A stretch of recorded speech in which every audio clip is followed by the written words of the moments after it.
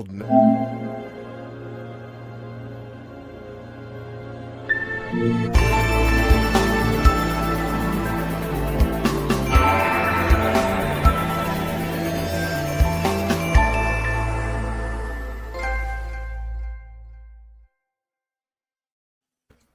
Ooh-wee, ooh-wee. That's actually a really good intro. Like, because I thought we'd have to... It's great, but hi everybody. I literally just said, hey Joe, when we hit the intro, we won't be able to hear at each other. And you go, all right, I'm gonna go tell my. I thought it was intentional because I was trying to think of something I could say right as it started to make you guys be like, wait, what was she saying? No, that was just my anxiety. That was fantastic. I love it. Love that. Hello, everybody. Welcome to the Trophy Room Live. This is the pre-show where we get ready for the real show. And I'm almost done. I just got to let everybody know that in the household that I'm live. Okay. Because we're all hooting and hollering at each other because our AC in the central air broke. And now it's okay. This is a family needs to come together to buy a new central air unit. Will this happen? My money's on no. So as I go hoot and holler, I'll let you guys guess the game. Sure. All right, like, what are you thinking? I'm thinking either Dead Space or maybe Mass Effect or Halo. Because in both Mass Effect and Halo, you like walk down spaceship gangways. Yeah. Gotcha. When the like with the outdoor of space around you. What are we thinking? 1 or 2? I feel like it would be 2 when the ship is damaged. Oh yeah. Mm-hmm. Let me see if I move that up. Great, awesome. No, it's not Mass Effect. I like that guess though. Valve? Oh my god. Are you familiar with the game Gone Home? No, unfortunately. Okay. That studio's follow-up game. It's a space game. Did it just come out fairly recently? No, it's been a little bit. Okay. So it makes it seem like I'm on the right track. Maybe with what you said, Valve? Could it be a Valve Tacoma. Game? Yep, that's the name of the game. Nope, never heard of it. Nice. Yeah. So it's another very story-heavy game from what I remember. It looks cool. Yeah, I don't remember how it did like critically. I just know they weren't as big a fan of it as like Gone Home was. I think Metacritic. It said Metacritic was 76. So. Oh, it did. Yeah. Yeah. Okay. That makes sense. Alrighty. Oh, Kush completion. It says, let's test this out right here in this. Hey, that's cool. 7 hours. Let's go. That's really cool. I can't wait to talk about it. Hey, William, how are you? All right, we got a countryside. You're muted, Joe. There you go. I know. What's the game that came out this year that the original one came out a couple years ago? Kingdom Come Deliverance. Oh, ooh, I like it. Damn, that was a good guess though. 70. How far off though? It looks older for sure. Yeah.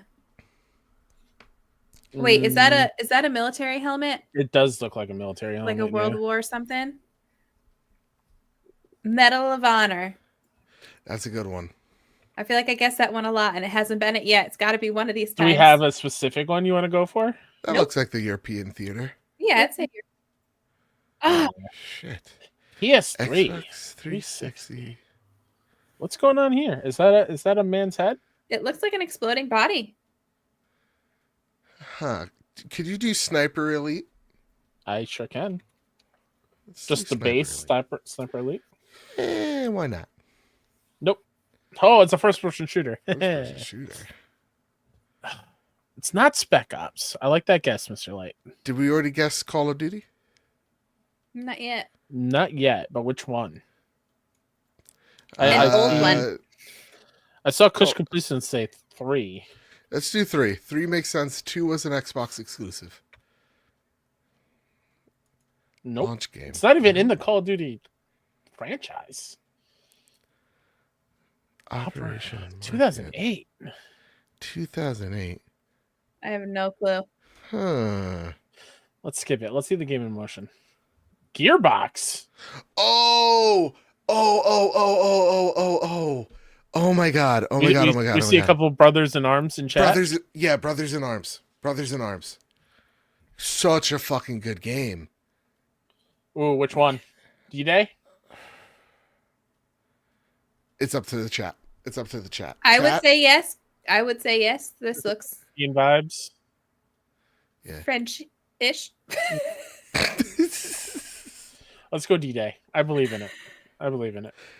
Nope, it's Hell's Highway. Hell's Highway. I no longer believe You it. know what? I'm going to say that. Look like I'm going to hell. say, yeah, It I'm looks going to like say we're France. right. I'm going to say we're right. Brothers in Arms, man. Bring it back. Fuck. That's such a good game. Joe, I just want to make sure that you're going to record the audio and stuff. Okay, so it says uploading as we speak. So Okay. yeah, it's when it says upload local record. Yeah, so it looks like we're already doing like we're in the Perfect. process of. I just want to make sure. It's a new software. I don't want this episode to not. Yeah, and do we let the audience know we're messing around, gang? We're messing around. Yeah, Full of boot. You know? we switch over to StreamYard because we use this at 6-1 Indie and we really like it a lot from a video standpoint. And yeah, everyone watching live, I think you guys are gonna enjoy it. And audio levels are good, which is great. Yeah, That's always the trickiest part. Yeah, because like, especially like when you're editing, it's like, at least in my ear, it's like everything sounds good until then it's the final thing, and then you got to upload it, and then you got to give it a second here. It's like, ugh. yeah. That's always like when I'm recording gameplay or reactions, I'm like, okay, the audio's good. But then when I'm editing, I'm like, holy shit, why is this so loud? So I can adjust all Exactly. the audio levels. Alrighty, what are we thinking for this set of books? I got nothing, honestly. I'm okay to skip this first one. Yeah. I have zero idea. Like, are those candles? Those Maybe look like candles on a stack of books, but not rated. how are we supposed to guess a game that's not Yeah, right? like, This looks like some sort of alien dude. can I say something that's It going to does. be controversial? Sure. Games shouldn't be on this list if there's no rating on it. Well, Yeah, because I feel like not enough people have played. Well, not enough, but you know what I mean. Like Yeah. most people probably haven't played it if it's not rated. can I? While we're looking at this, Mhm. can I share something that watching WrestleMania last weekend? Please. One of the sponsors was Minute Maid, and I had no idea that they made cans of Minute Maid juice. And Yeah. so, fruit punch, one of my favorites. I'm very excited. Nice. That's my drink of choice this episode. There you I'll go. have to try that. See if that can help with my soda. I was going to say, I've been doing water. Still a lot of this past sugar week. though, light. True. I got me my water. Just type in alien and see what pops up, I like this. I like it. and then we'll go from there. Alien sounds syndrome. great. Let's go. Damn. Oh, I know what this is. It's really big on YouTube right now. It's a multiplayer thing. Schedule 1. Nope. I tried. They're these little lads that you can collapse and just like little eyeballs. If you don't pay your bills in time, your car can get blank. Total. Repo. Kyle's good at this. Kyle knows all the games. He really does. It's it's bonkers. All right, y'all. I'm ready to start this show. I'm excited. I'm ready to kick butt. I'm ready to screw up this recording at the same exact time. How do I get back to things? Oh, there it is. All right. So, are you guys ready to rock? Ready to rock Give and me roll, baby. 1 second. All right. Again, I new just want- recording software, very high tech. I want to make Kyle's sure crunching the numbers. I have the first trailer ready to go. Ah, look at you. Look at you. Oh, man, our production values just skyrocketed. Okay. All right. Chat. So, Kyle, do you hit the intro Yeah, button or do I I can hit do the it. intro? I All can do right. Chat, we'll see you in 19 seconds now. That's right. That's right. Oh, see ya.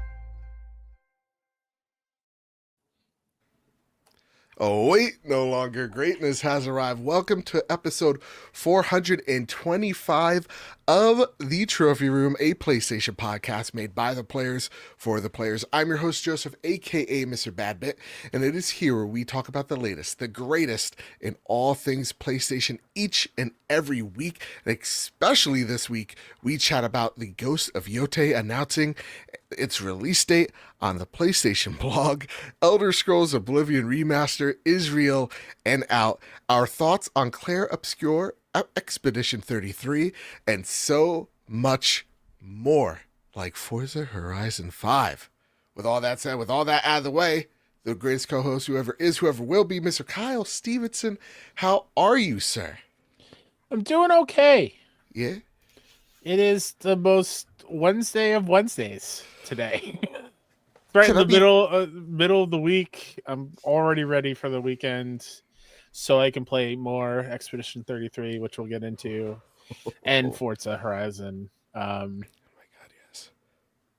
It's a pretty fun week on the outside, like entertainment Outside of side of games. things. Yeah, you because know, you had your WrestleMania, and I'm hearing mixed things did. about this year. Night Was one it- was great. Okay, night one was great. Night two had some hits, some bangers. Okay. Some weren't great, but it's fine. I heard the last thing, the main event wasn't good. Yeah, John Cena winning the title How's that bad? because it wasn't a great match, really. Ah, okay. It just felt very random to me too, with that one who they have come out. I'm like, why even bother with that? I don't know. Oh, Joe Hendry.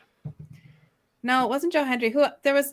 Dan, you're in the chat. Who am I talking about? When he came out, I was like, why? Some rapper. I don't know. Oh, Travis yes. Scott, right? Yeah, maybe. I don't know. Yep, Whoever it yep. was. I was like, You why? are correct. You're ruining it. No, Yeah. no offense, Travis Scott, but we don't need all the extras. No, we could send all the offense to Travis Scott. Yeah. His concert Yeah. killed the kid. It's Exactly. he did nothing to He's stop it. He's allowed. He's allowed. So, okay, overall, decent WrestleMania. I like that. Yeah. How did Mommy do? She lost. But She that looked- match was great though, right? Oh, it was fantastic. A great My match. daughter was locked into that match. Yes. And I was working, and Dan was like, Tegan, she loves it. I'm letting her stay up till this match is done. She loves it. Oh my god, it was really Awesome. good. It was a great match. Oh my goodness gracious.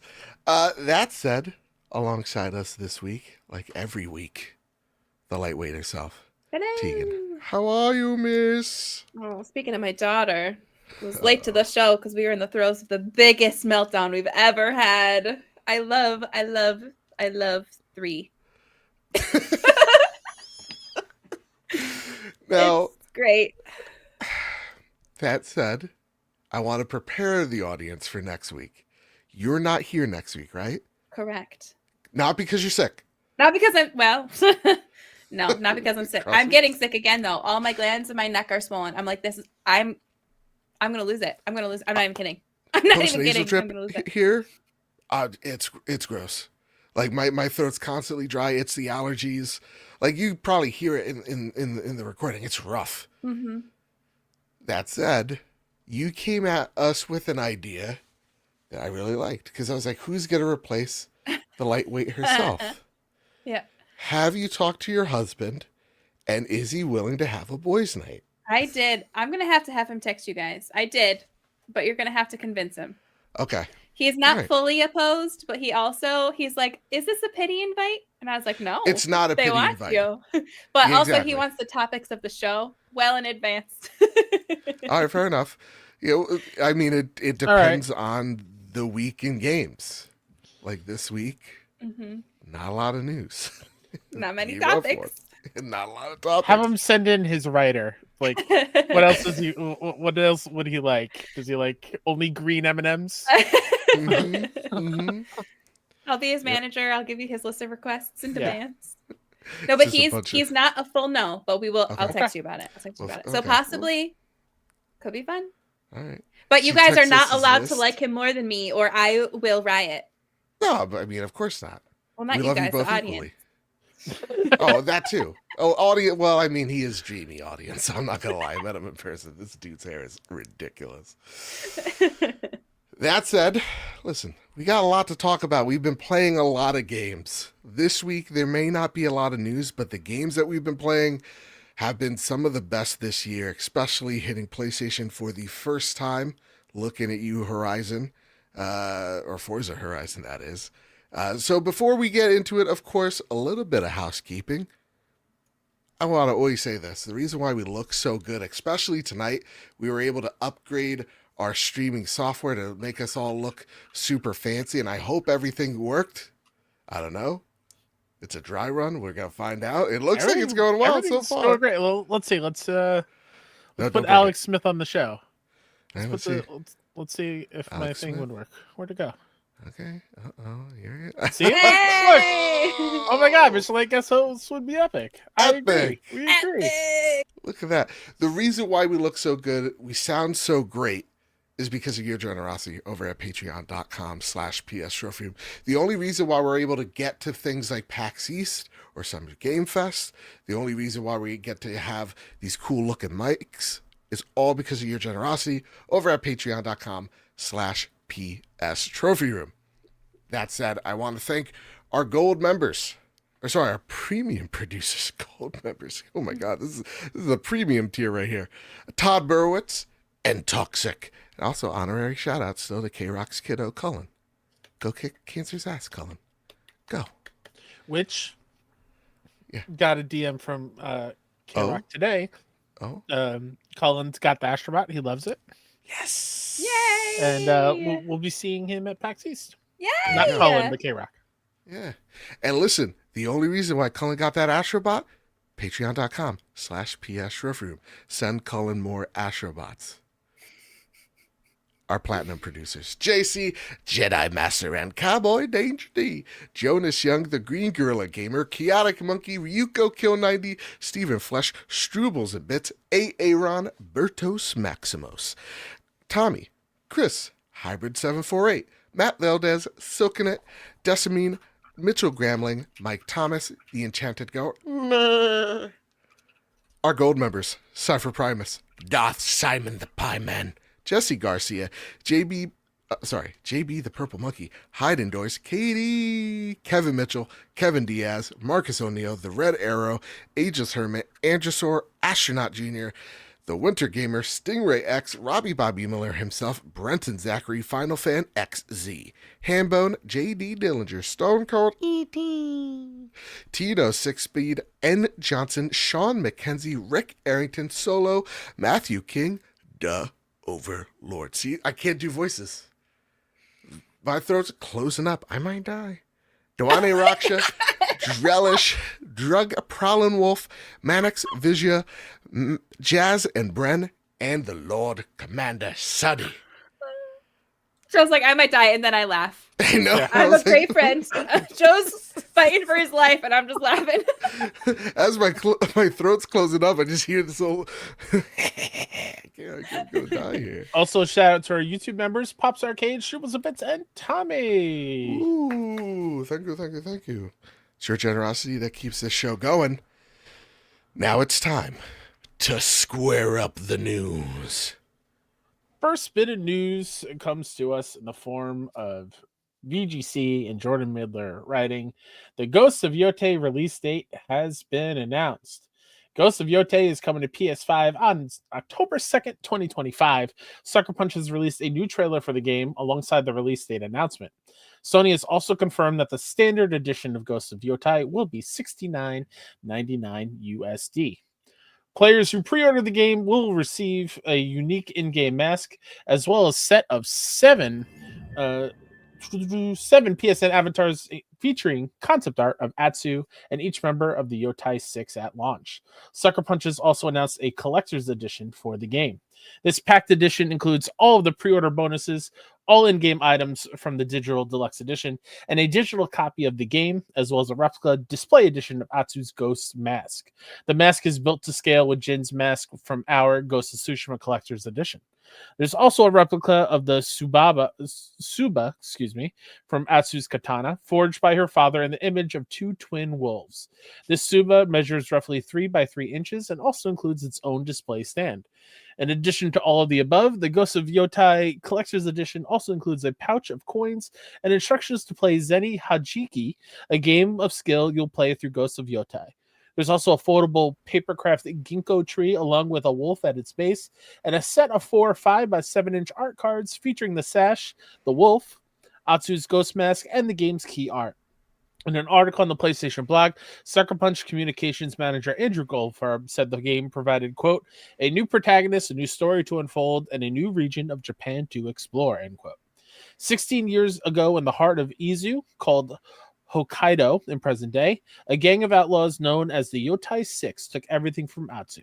They killed her family and left her for dead, pinned to a burning ginkgo tree outside her home. But Atsu survived. She learned to fight, to kill, and to hunt. And after years away, she has returned to her home with a list of 6 names: the snake, the oni, the kitsune, the spider, the dragon, and Lord Saito. One by one, she's hunting them down to avenge her family, armed with the same katana used to pin her to that burning tree all those years ago. Damn. But while Atsu's story begins with vengeance, she'll find there's more to her journey than just revenge. As she explores Izo, Atsu will meet unlikely allies and forge connections that help give her a new sense of purpose. Okay, so this trailer goes so incredibly hard. Pumped. Oh my god. Light, I mean, your first off, we woke up to this. This is nuts. I know, you texted me and I was barely waking up. My eyes were just cracking open and I get a text from you in all caps lock saying that it's out. And I was like, what the hell? I can't watch it yet. Right. Why are you dropping it this early? That's how I watch it. I watched it at work and like the volume halfway and me just like peering in. It's still incredible. Kyle, where were you when you saw this trailer news, dude? I haven't watched it yet, actually. This is the first time actually seeing it in motion. It's been a crazy day at work. Fair enough. You launched a game last week. Yeah, it's it's fun and exciting. But stop making the PS blog happen. Just stop doing it. On a random Wednesday, you're just gonna be, oh, here's our biggest game of the fall. Out October 2nd. Are you kidding me? Don't get me started on the collector's edition. Don't even get me going. If I can't get this collector, now it says on the PlayStation blog that you can get it other places, not just. But if I can't get this because it's on the PlayStation Store, I'll be upset for sure.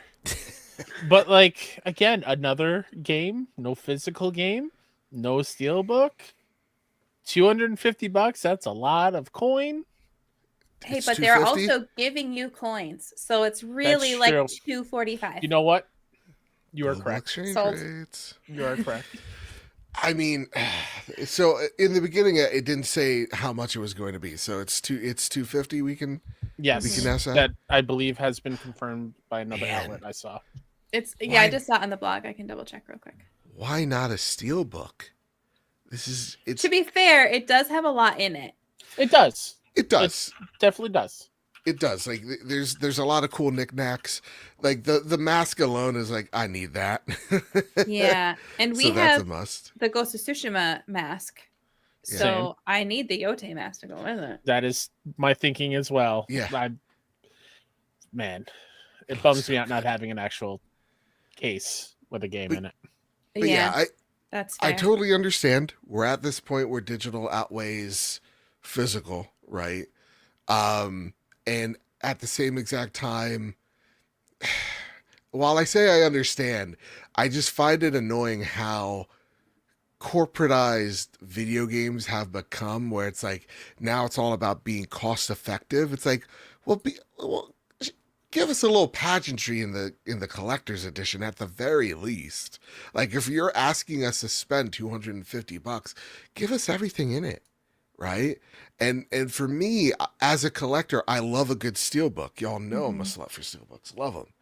And so like seeing those go the way of the dodo, I feel like it's such a stupid decision, because I know a lot of people that collect Blu-rays and they're collecting them because they want that steel book. You included, Kyle. So like for me, I understand where the market's going, but just color me an old man and be done with it. I don't like it.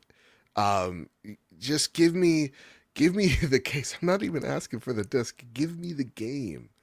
In the steel book, and I'm a happy boy. Yeah, so That it doesn't said, come with a game code at all. no, it does count. So good It Okay, does question. but come just with the not the digital steel code. book. Yes. Just Okay. sorry, I worded that Yeah. weird. What? Yeah, I don't get that. Yeah, it comes with a lot, but I agree. I don't get why it doesn't have steelbook unless maybe they're going to sell it separately. But then that's annoying, because if you get the collector's edition, then you also have to buy the steelbook, because you know the people who buy the collector's edition want a steelbook also. You're not Right. buying the collector's edition and being a collector without collecting steelbooks. Yep. As Tim Preach. Purr says in the chat, as a digital only gamer, I don't understand. If you're a collector, then you want the physical. Right. So if you want the collector's edition, you want the physical game. That is the part where I have a mental block, where I can see that this is okay. Right? Yep. We had this discussion a long time ago when the Wolfenstein 2 collector's edition came out, because that was a $200 something thing. It didn't have the game in it. And I was like, why? And then we kept getting other collector's editions without the game. And my thought is like, why are they? What's the point of this? People who want the physical collector's edition probably are the same people who want physical games still. Yep. If you want to have the mess be sold separately, I'm all for that. If you want to just do a digital thing, just don't call it a collector's edition, not have the actual game in it, I guess. Yeah. That That said, Mr. Light reminded us that when RDR2's collector edition came out, it didn't have the game in it at all either. No digital, no physical. It was just like collector stuff with no game, no case. yeah. And I have that because I was like so excited for Red Dead 2. And then like now, like legit, a great point, Mr. Light, future guest of the show. Because like I bought that collector's, and now I'm literally, in order to make space, I'm like, man, it no steelbook, no buy. And so like I'm giving it away to my brother because he does American history from 1880 to 1960 or whatever. So I'm like, oh, this totally makes sense. He's gonna talk about the dying West. Here's something like neat for his classroom. So like, you know, it's just really weird. That said, I'm gonna bring the toughest question of this show tonight to Light. Uh-oh. Light, why on God's green perfect earth would they put this in a blog post?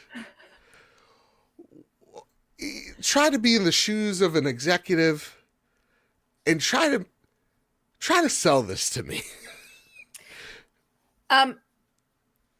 I don't know.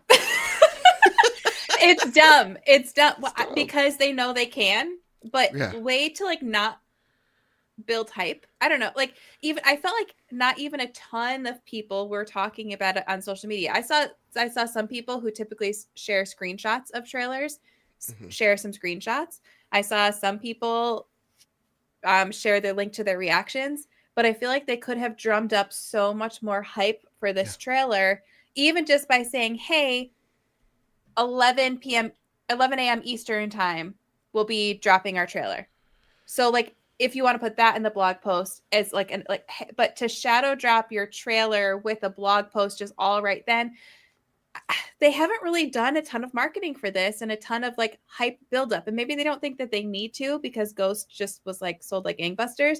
But I feel like especially now when you have Shadows come out and you know people are going to be comparing the two, I feel like you would want to have more of a news beat around promoting your game and getting people excited for your game, because you have people like Cough Mr. Light, who literally just played Shadows and was like, I don't think I need another Japan game for a long time. I don't think I need to play Yotai now for a long time. So you want to build up that excitement, and you don't do that in a blog post. You just don't, because then people have to either go to read the blog, or they have to go read an article from somebody else. And that's not what gets social media buzzing. That's not what gets like the regular Joe Schmo who's not constantly chronically online buzzing. Like if I were to text my cousin who's a gamer who doesn't game a ton, but games a bit, got Shadows, whatever, he would have no idea. He would have no idea that this trailer just dropped. It's very bizarre, and it gets me worried that there is no state of play this year in May. It gets me very worried that that's the case, that the rumors we heard in the beginning of the year was that they were toying with the idea or debating the idea of just going, you know what, maybe we skip, this is going to be a very light year for us. Maybe we just kind of skip the whole pageantry and, you know, we kind of just scrape by with the few games that we do have this year. And as I say that, like this week alone, you know, Luke over at XEP writes, why compete with Oblivion and you know, Expedition 33 for attention too? Just wait. And I would say to that comment, it's like, yeah, why couldn't this wait till next week? Why couldn't you have like on Friday go, hey gang, Monday, be on the lookout? Just a simple like tweet to have some level of hype for this game. It just doesn't make sense to me, and it kind of worries me. What do you think, Kyle? Do you think I'm just panicking for the sake of panic, or do you think this spells, you know, maybe we don't get a state of play this year or for Summer Game Fest? I don't know if panic is the right word. Okay. I think confusion is more the word I have, of if we're dropping a date on a random Wednesday on the PS blog, planting the flag of October 3rd, which I'm all for. I'm super excited that we have a date. We have something that we're going for in the fall. We know the big PlayStation release currently. Yeah. The confusion on my part is, what is, I guess, past October? Is there anything PlayStation in between June Death Stranding and October Ghost of Yotai? Is there not enough that they want to show off in a state of play at this moment? Technically marathon.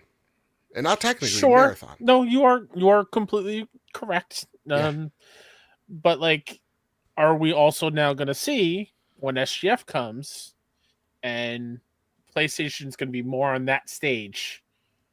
Like we've had in the past, we've had one big thing here or there every single SGF for the last couple of years now. Is that just PlayStation's line of thinking now when it comes to the summertime? This time frame of May, June, of like, let's not make our own thing. Let's show up at Jeff's show. I mean, if that's the case, that's not terrible. It's not, but like, we're PlayStation fans, so we want a dedicated show of everything that will be on PlayStation, which is why it's a little disappointing. But I guess if they don't have a ton to show, that's better to do it, because then if you do have a dedicated show and you only have 3 games you're going to show, and we know of every single one of them, people are going to also be mad.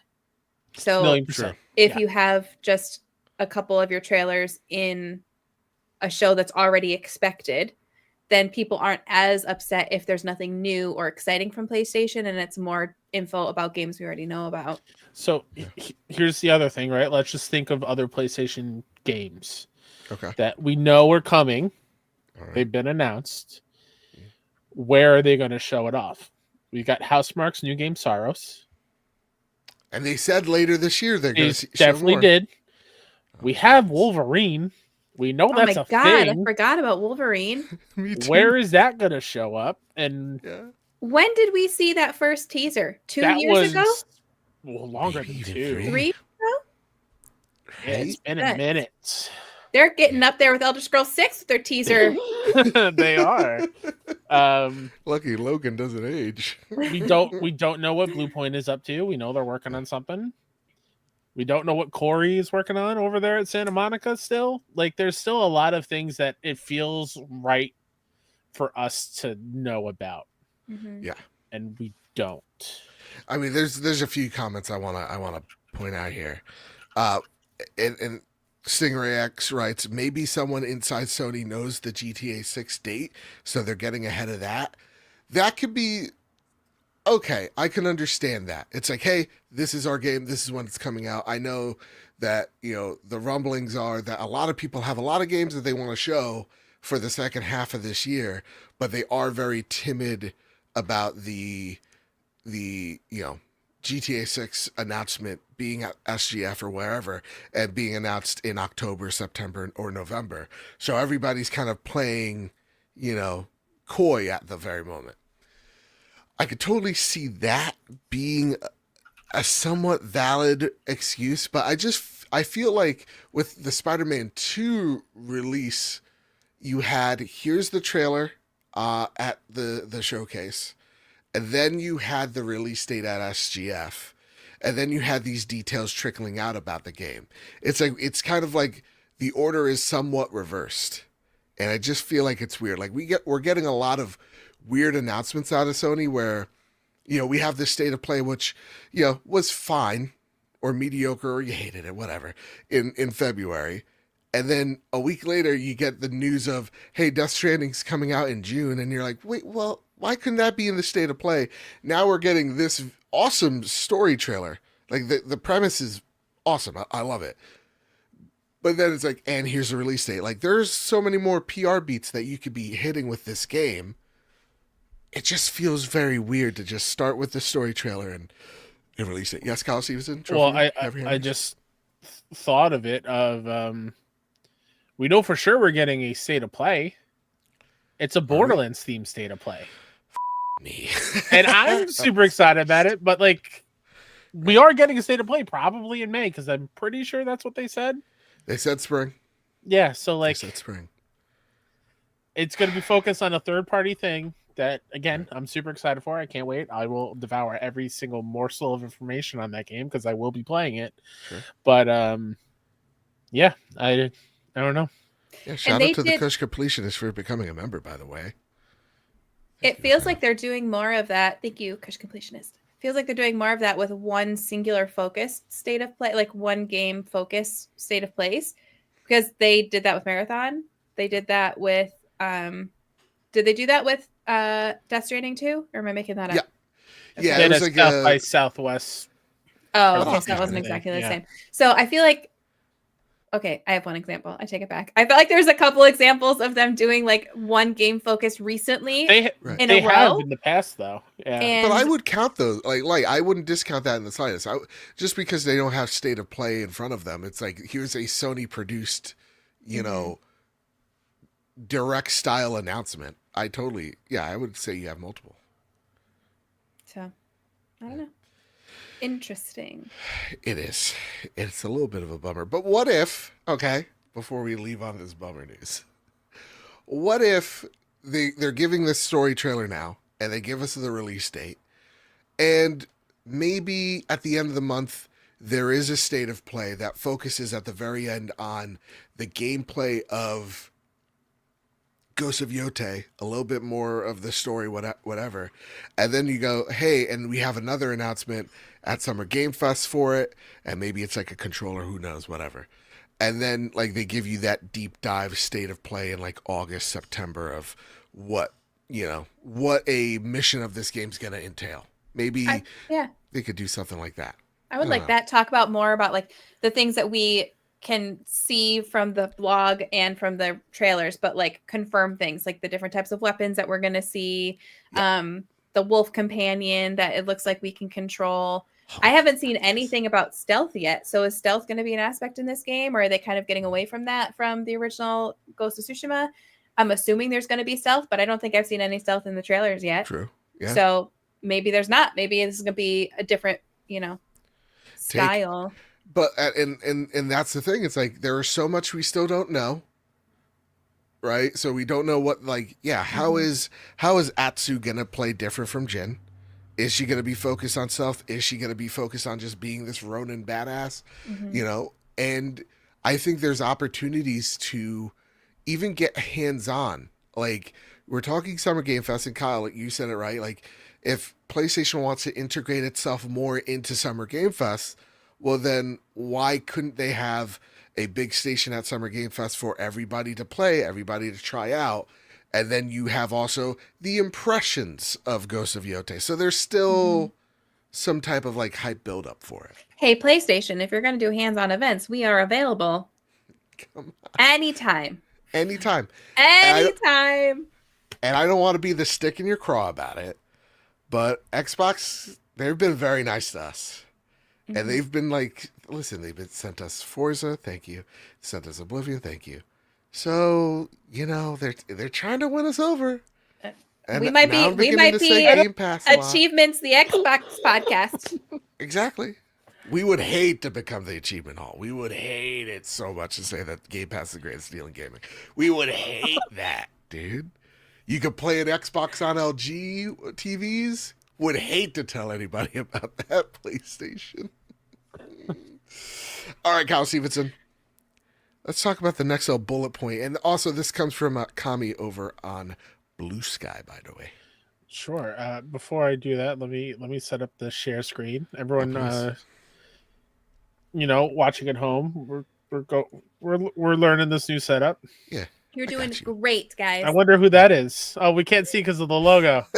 I'm like the opposite of the neighbor from Home Improvement. But we've got light stream going on right now. Let me see if I can remove that. Can I remove that? You I can. Hey, there it is. Hey, it's me. Hey. So, Elder Scrolls 4 Oblivion Remastered. Here's some official details. It is real. It is already out. Rebuilt from the ground up in Unreal Engine 5 on top of the Oblivion engine. Updated leveling system with some elements from Skyrim. Sprint was added and an updated movement system.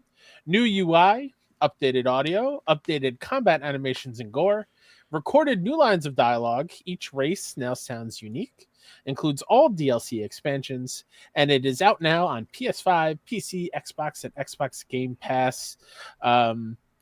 Also, I believe they kept in like all the quirky lines as well from the OG game. Yeah, they recorded new dialogue, but they kept there was one that was like synonymous with the game where like it was one person asking for another take. Like the voice actors going, yeah, we could do that again. And they kept that part in, which is funny. That said, I mean, hey, listen. chat, let's not What make comments of how light is playing this game here, okay? All right. Honest to goodness. I see like Stingray over here saying, you didn't take the bones? Shame. I was already over encumbered from all of my rat cuts, okay? And all my mushrooms. You should have seen me trying to play this game. Yeah, I was over encumbered. I was like, putting on every type of shoe known to like, man, it was just I forgot that greaves were pants. So for the longest time, I wasn't putting my new pants on. I was like, guys, I'm not getting pants. And one of he might be in chat today, Chrono, he was like, you have greaves. I was like, okay, I don't have pants. And he's like, did you think they were gloves like me? I thought they were, I thought they were, and then I forget the name for those two. I was flip-flopping them.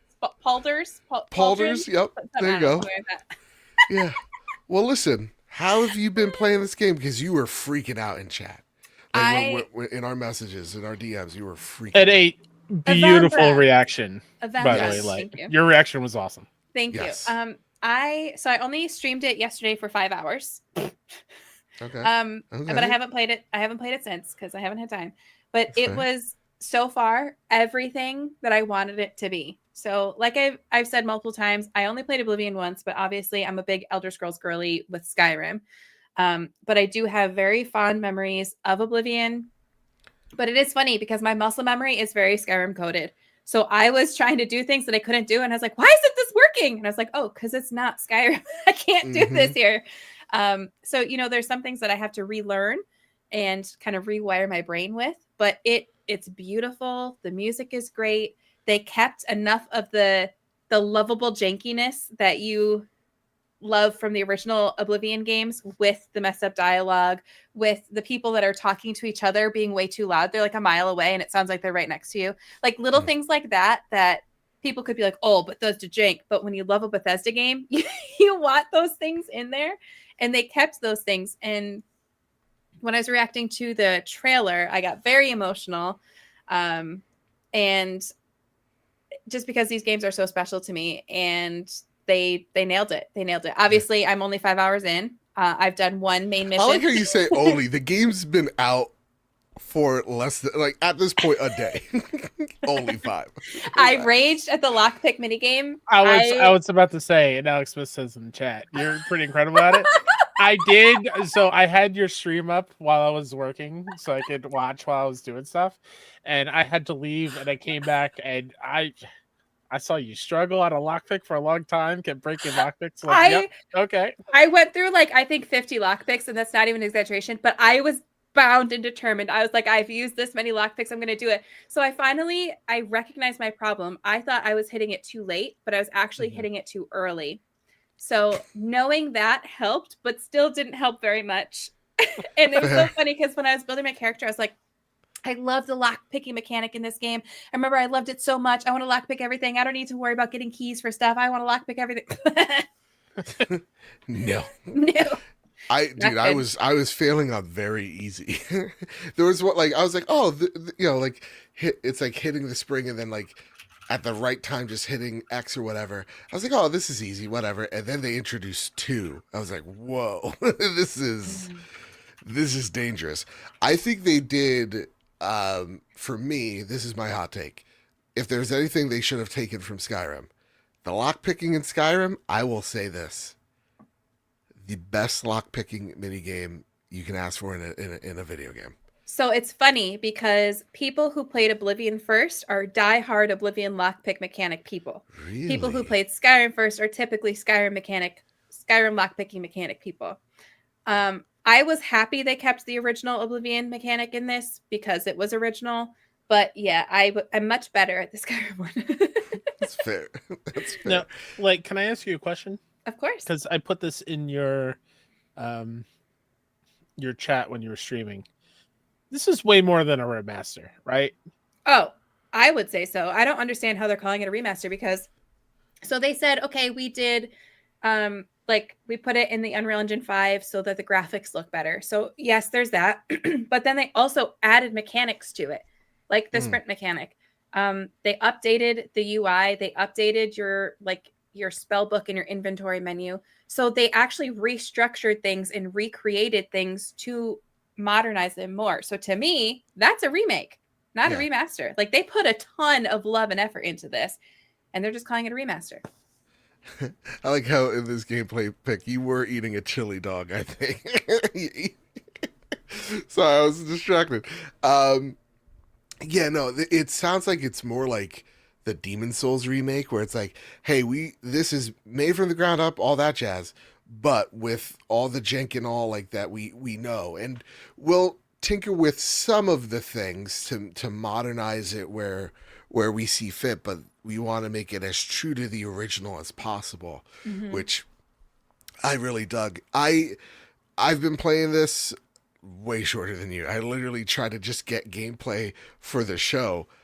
So I played like under an hour. I just got through like the first couple of caves, and immediately, man, this game, like the lighting effects that like you're seeing right here, where like you're seeing the flame in this dark lit room and you're seeing it just like kindle. It's awesome. Like, it's just, the game is gorgeous. And at the same exact time, yeah, I guess they call it remaster because some of the more core mechanics like combat really hasn't changed. They did some quality of life stuff here and there, especially when apparently leveling is more Skyrim based, where it's about the actions you do help level you up more. But like the core aspect of what makes Oblivion, it's still there in the base code, which I appreciate. But yeah, no, this game is drop dead gorgeous. That said, Unbroken Light writes in, question, with the Oblivion remaster, will anyone care about the Sky Oblivion project anymore? Kind of sucks for that team. While they worked on it for so long, the official remaster comes out right before they are ready to release their version. Now, this is something I had no idea about, the Sky Oblivion stuff, because PCC not here, mod scene especially not here. But that said, Kung Fu Temp writes in, not a question, but shout out to Bethesda for giving codes to the whole Sky Oblivion team. It was hard to, it has to be so hard to work on a game, then have a remaster come out before yours. Glad to see they didn't completely stop them, and they're getting 2 new Oblivions this year. Kyle Stevenson, what do you think about this, man? I think that's awesome. Yeah? I just it's sort of the thing where it bums me out when other studios shut down fan projects. Just because like they clearly love the thing so much and have a passion for it, and they're working really hard and using their own resources and time and energy to make a updated version, or like it is a love letter to a thing that they love so much, and it bums me out when they kind of like shut it down, kind of thing. Yeah. Now I'm not super familiar with this one. I highly doubt that they were going to sell this for money. Yeah, that's what it really comes down to. Because I know I think in the mod store you could put it up for cash if you wanted to, and they get a cut. But, yeah, I'm not sure if that's the case. That might be a different story, but regardless, I love how Bethesda clearly was aware of what they were doing, and then kind of like here's codes and no worries, thank you, kind of thing. Like I think that's awesome. Yeah, I don't feel like it's a major bust. That said, like, what do you think about that? I know I'm looking at your. I'm sorry. I'll take you failing at the lock picking up the screen. Because even I'm like enchanted by. I'm like, okay, she's got it. No, she doesn't. Come on. And there are a couple times where I'm like, that should have worked. That was there. Why did it work? Yeah. So I haven't been following Sky Oblivion closely, but I have been touching base with their progress here and there. I followed them on YouTube for a long time. I think I recently unfollowed them because I was just like clearing out my subscriber, whatever. Sure. And it obviously is sad that this kind of beat them to the punch, but I will say Bethesda does a great job of supporting the modding community. And good night, baby. Do you want to say hi to everybody? No. Oh.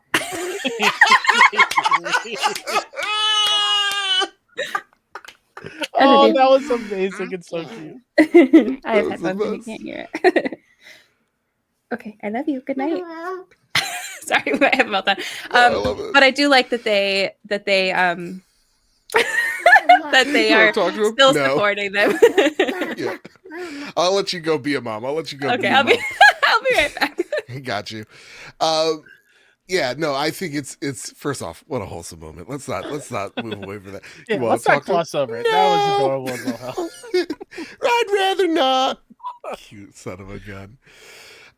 Yeah, no, I think it's cool for them to first off recognize that team's hard work, give them codes, and probably also like, I don't know, give them something nice on a resume. Yeah. And on top of that, I think this is probably why this remaster was shadow dropped in the first place. I think it's not to hold on to a project and then you have news stories about the drama that could be. And so you could just drop this news right here, right now. And, it hurts nobody type of situation. So, yeah, awesome. I think it's cool that they gave them codes. They haven't shut down the project. And, in fact, we're getting 2 Oblivions this year. That's pretty rad. Yeah. That's it. M9 Prime writes in, all right, Kyle, let's get saucy here. I'm curious how many PS5 versus Xbox players there are for Oblivion. Will there be more Game Pass players, or will the install base on PlayStation 5 outnumber the Xbox players, even for a $50 price tag? Microsoft will probably never release the numbers, but it would be a cool stat to know. I'm surprised there wasn't any delay for the PlayStation 5 version. Kyle Stevenson? What's the question? I think it's a testament.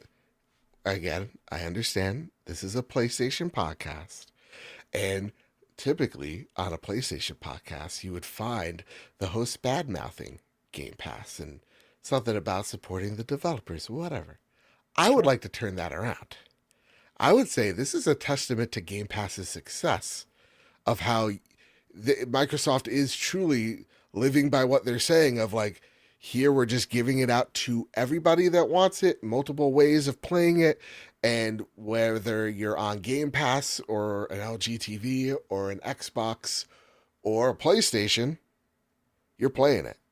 And to see the Steam DB that isn't attached to Game Pass, it's currently at 189,000. Currently playing right now as we speak on Steam.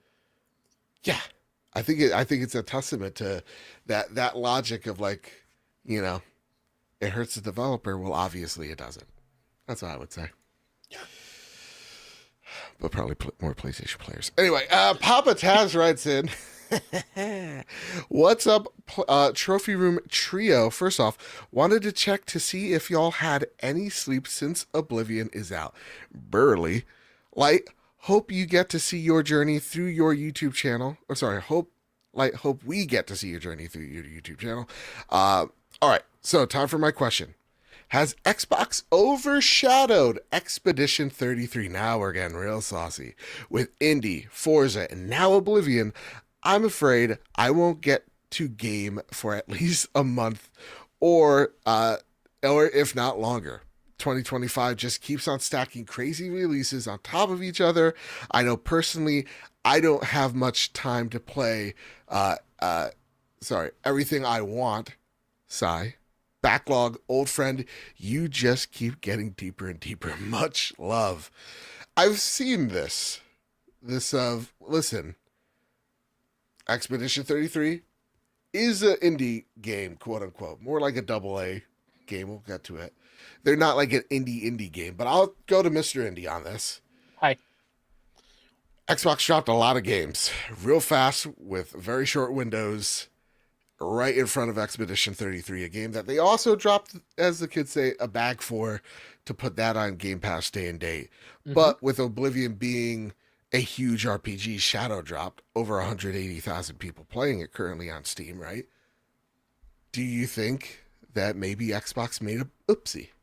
Maybe they should have waited until next week. I don't know. It's a great question. For me being a hardcore RPG fan, mm-hmm. It's a bit of a bummer having two big RPG titles dropped within 48 hours of each other. Sure. So I get that, and it does confuse me a little bit because, as you said, Expedition 33 was first unveiled at the Xbox show last summer. Correct. Then they were part of the developer direct. Yep.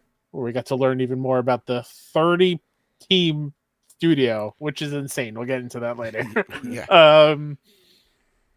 So it just feels weird how they're overstepping a game that they put so much money into, or not money, but like so much attention, mind share, and, sure. and making it be part of their platform and tied to Xbox directly. It just feels weird that they would do that. But like, is there a perfect time to drop an Oblivion remaster like that? Like, I highly doubt Jeff said no to that being on the SGF stage. I highly doubt that. Yeah. So I don't know. It's a strange move for sure. I think it's just, again, it's a testament to right now Xbox firing on all cylinders.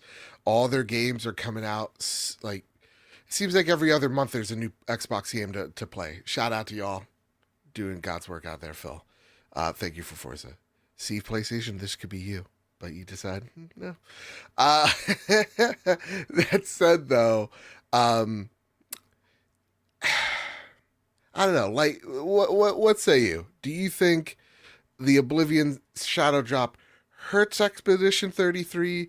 Do you think very two different games? They just share, one genre, but they're very, very different games. What's your whole, thought on that?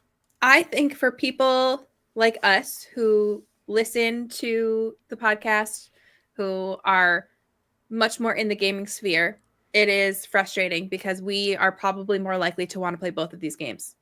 Yeah. I think for the majority of gamers, though, I don't know how much overlap there really is. Because, for example, when I was talking to Mr. Light, he was like, this game has amazing reviews. Do you know anything about it? And I was kind of explaining it to him. And then I got to the part where, it's turn-based combat. And he's like, that's not really my thing. So I don't know with the more casual gamer how much overlap there will necessarily be. Yes, they are both RPGs, but I think their mechanics, I haven't played Clair Obscur yet. Haven't had a chance to, but I think their mechanics are different enough that for the less involved in the gaming space you're probably going to have one or the other that you really want to play or that you're interested in. Yeah. So obviously it still does stink that they are being released so close together. And was Clair Obscur ever delayed? Is it possible? No. That's is it That's possible a really good question. that they were delayed? And when they delayed, they were like, we're going to go this week. And Xbox was like, okay, but, and they're like, well, that's when we want to have it out. Yeah, I think you're dead on the money here. I think the only and having played both now, they're two very different games speaking to two very different audiences, right? It's even it's like trying to describe Warzone and Fortnite. Like, they're in the battle royale genre, sure, but they're two very different games and they feel very different from each other. One has its own type of audience and what they expect, and the other, likewise. So, like, to me, it's just like, sure, is there the general RPG fan that was going to buy Obscure and now is going to go buy Oblivion? Yeah, absolutely. There is going to be some crossover, but is that, anywhere near the double digits? Absolutely not. And I would say that Clair Obscur has nothing to worry about. If Clair Obscur wasn't a good game, yeah, they have, or wasn't a great game, yes, they have a problem here. But they're a phenomenal game. And go for it. Yeah, I was also going to say, I think with both of them being on Game Pass too is huge and is great for them because a lot of people, oh my God, Oblivion just shadow dropped. Let's play it tonight and tomorrow. But then when Clair Obscur comes out, maybe they shift over to that. And then when they're done with that, they go back to Oblivion. Because for a lot of people, yes, Oblivion is new because Skyrim was their first entry. But for a lot of people, it's not new. This is a remaster, a remake for us. So we want to get that nostalgia and we want to dive back into it. But then it is a remake. It is a remaster. We've played this before. So if we're excited for both, we can step back from that probably after getting our fix and getting our excitement out and having that first moment in Cyrodiil. And then we can go play Expedition 33. And then when we beat that, we can go back and jump back into Oblivion. So I do think I think they're both going to be okay. I think we might see a drop in numbers with Oblivion, which, a certain crowd is going to love to pull that stat up. I think we might see a drop. Crowd that doesn't find the tree. The tree's not sexy, Joe. Which is funny because when I was watching the trailer, I was like, dang, she thick. Is that oak? Hear me out. My goodness. So I think they're both going to be okay. And like you said, Expedition 33 having such rave reviews is really going to help it too. Being on Game Pass is really going to help it 3. So I think it's going to be okay. Yes, it's obviously unfortunate. You don't want to see two huge games like that released right on top of each other. That's not ideal for anybody involved. But I think they're all going to be okay. Yeah, they're going to be fine. It's okay. It's the narrative like, well, we had to have a bad guy this week. It's like, no bad guys. I think they're two very different games, and I think they're going to do very, very fine. I think they speak to largely different audiences, and I think with the reviews of Expedition 33 being what they are, um, it has no problem. It's going to see a lot of success. That said, Kyle Stevenson, do you want to just jump ahead and talk about Clair Obscur since we're talking about Clair Obscur? That's up to you. I'm dying to talk about Clair Obscur. So You're right. Let's get right into it. What am I talking about? I'm the host. Gosh darn it. Clair Obscur Expedition 33, of course, the codes provided by. Thank you all so much. That being said, this game takes place where humanity, at least this city, is having the clock literally run out on them. Ooh, look at that. See, we had a little bit of a glitch. Sound came through. Don't worry about it. oh, did it? Yeah, no, but I muted it. I got it. But the whole premise of this game is that you are Expedition 33. There has been 67 expeditions before you, all tasked to stop the Paintress. Well, what's happened is your city is cut off, and every year a number hits, and those people at that age just vanish and disappear. And the clock is running out. You're running out of time, and you need to stop the Paintress. And I don't want to go any further into the story than that. Then, yeah, exactly. Hijinks ensue. This is a stellar cast. We're talking about our friend Ben Starr. We're talking about our future friend Charlie Cox. We're talking about our future friend Jennifer English. We're talking about, you know what, one day, future friend Andy Serkis. Ooh. I mean, tremendous voice talent voicing this game. Did not know Charlie Cox was the main protagonist. Thought he was just one of the boys. Nope. But ooh-wee, Kyle Stevenson. This is a team of 30. French studio, originally from Ubisoft, wanted to go and make themselves a Japanese-style RPG. Ubisoft said no. They said, well, gosh dang it, we're going to do it ourselves. And how do you think they did? Oh, my God. Let me set the groundwork here a little bit. Ever since this was unveiled last year, I can't believe it's only been a year that we've known about this game. It easily jumped up to one of my most anticipated games of the year. And so when Joe, you told me a month or so ago, you're like, hey, guess what, Kyle? I got us codes for this game. And I was freaking out and I was just so excited. And so when I booted it up for the first time, I already had it on a high pedestal of what I was hoping it for, and it met those and exceeded that. It is everything that I hoped and dreamed this game would be. And for anyone watching the video version of the stream, you can just see how gorgeous this video game is.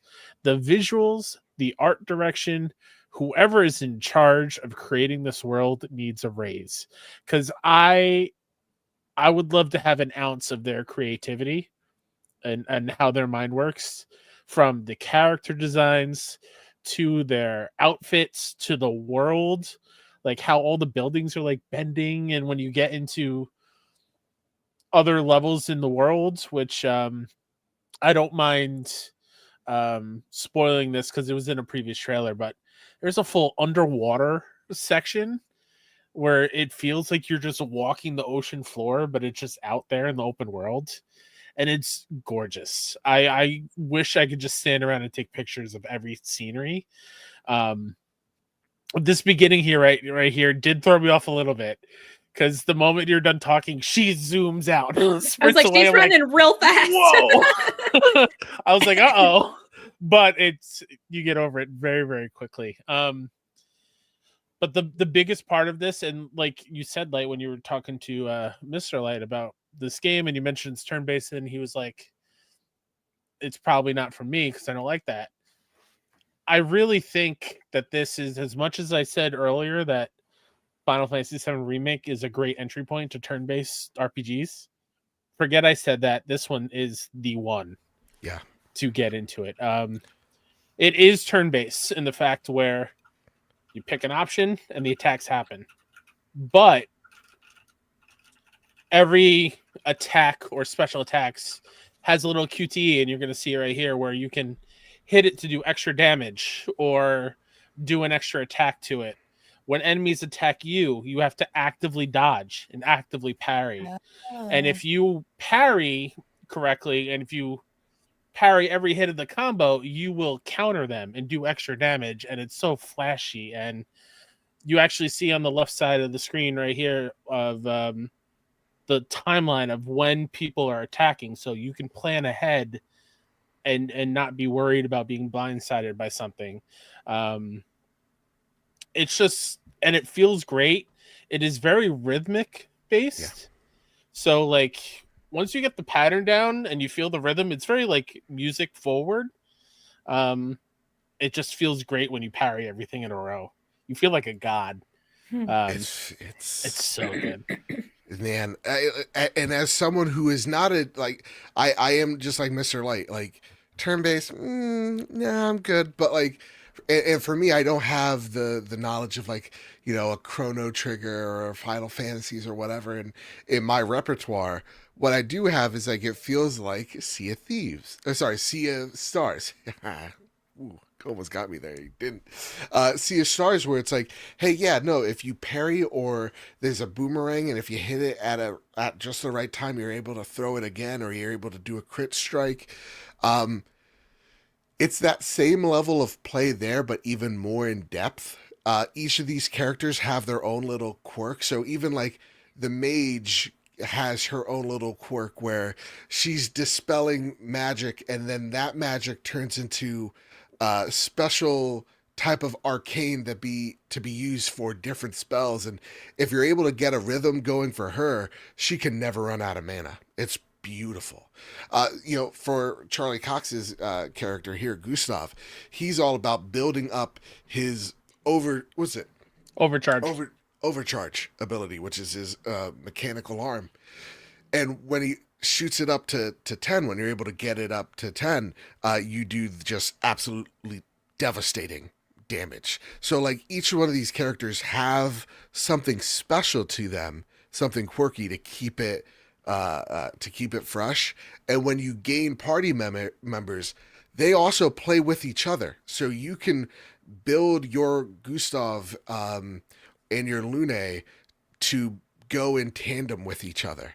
And this game is so incredibly well thought out, just like from combat, which is just incredible, to just the beautiful orchestra here, and like an art style where I could the only way to describe it is like it feels like an Oreo painting that you walked into via a dream sequence. Like it's so beautiful. And guess what? Like they're all hot. I can tell. I can tell. Minus Mael, who at the beginning, the redhead, she's only 16. That's right. So putting that out there. Creepy guys that are about to make a PowerPoint presentation on Twitter. Slow your roll. But like Lune here, respectfully, my wife. That said, though, like you'll find characters that you run into and you're like, okay, I think they're my forever partner. This is great. But you'll run into a situation that I've run into multiple times where it's like, my original 3 get wiped out. It totally dismantled. Oh my God. And then you get your second party to jump in and help you out as well. That is one of my favorite things, and I just realized that there is a mime there. I have to go back and fight him. Same. What level is this? This is very early on, so like the first area. Okay. The really cool thing about that this game does that other turn-based games don't do is you have a party of 3. If that party of 3 in older RPGs, if you die completely, it's game over and you have to restart it. For this one, if your party of 3 dies, you get to send in the backups who are not in your party of 3, and the fight continues. So you have a second chance. So that kind of helps you where you want to make sure that you are leveling everybody up because you'll never know when you'll need them. And I just love that little like quality of life thing of fights are never over kind of thing. And I love these little mime creatures here because you essentially beat them, and they're hard. Like you have to break their defenses before you can like get some good damage on it. But you get cosmetics for your characters when you beat them. Yeah, so like the hair that this mime is wearing, you'll then get it for certain characters. Yeah. So you could That's also cool. look like Conan Yeah. O'Brien. Yeah. God, this game's so good. Now I'm just being lost in like the combat. Like the other thing too is the parry system and the dodge system. Someone said in the chat here, it's like Temper. It's like it reminds them of Sekiro. Very much so.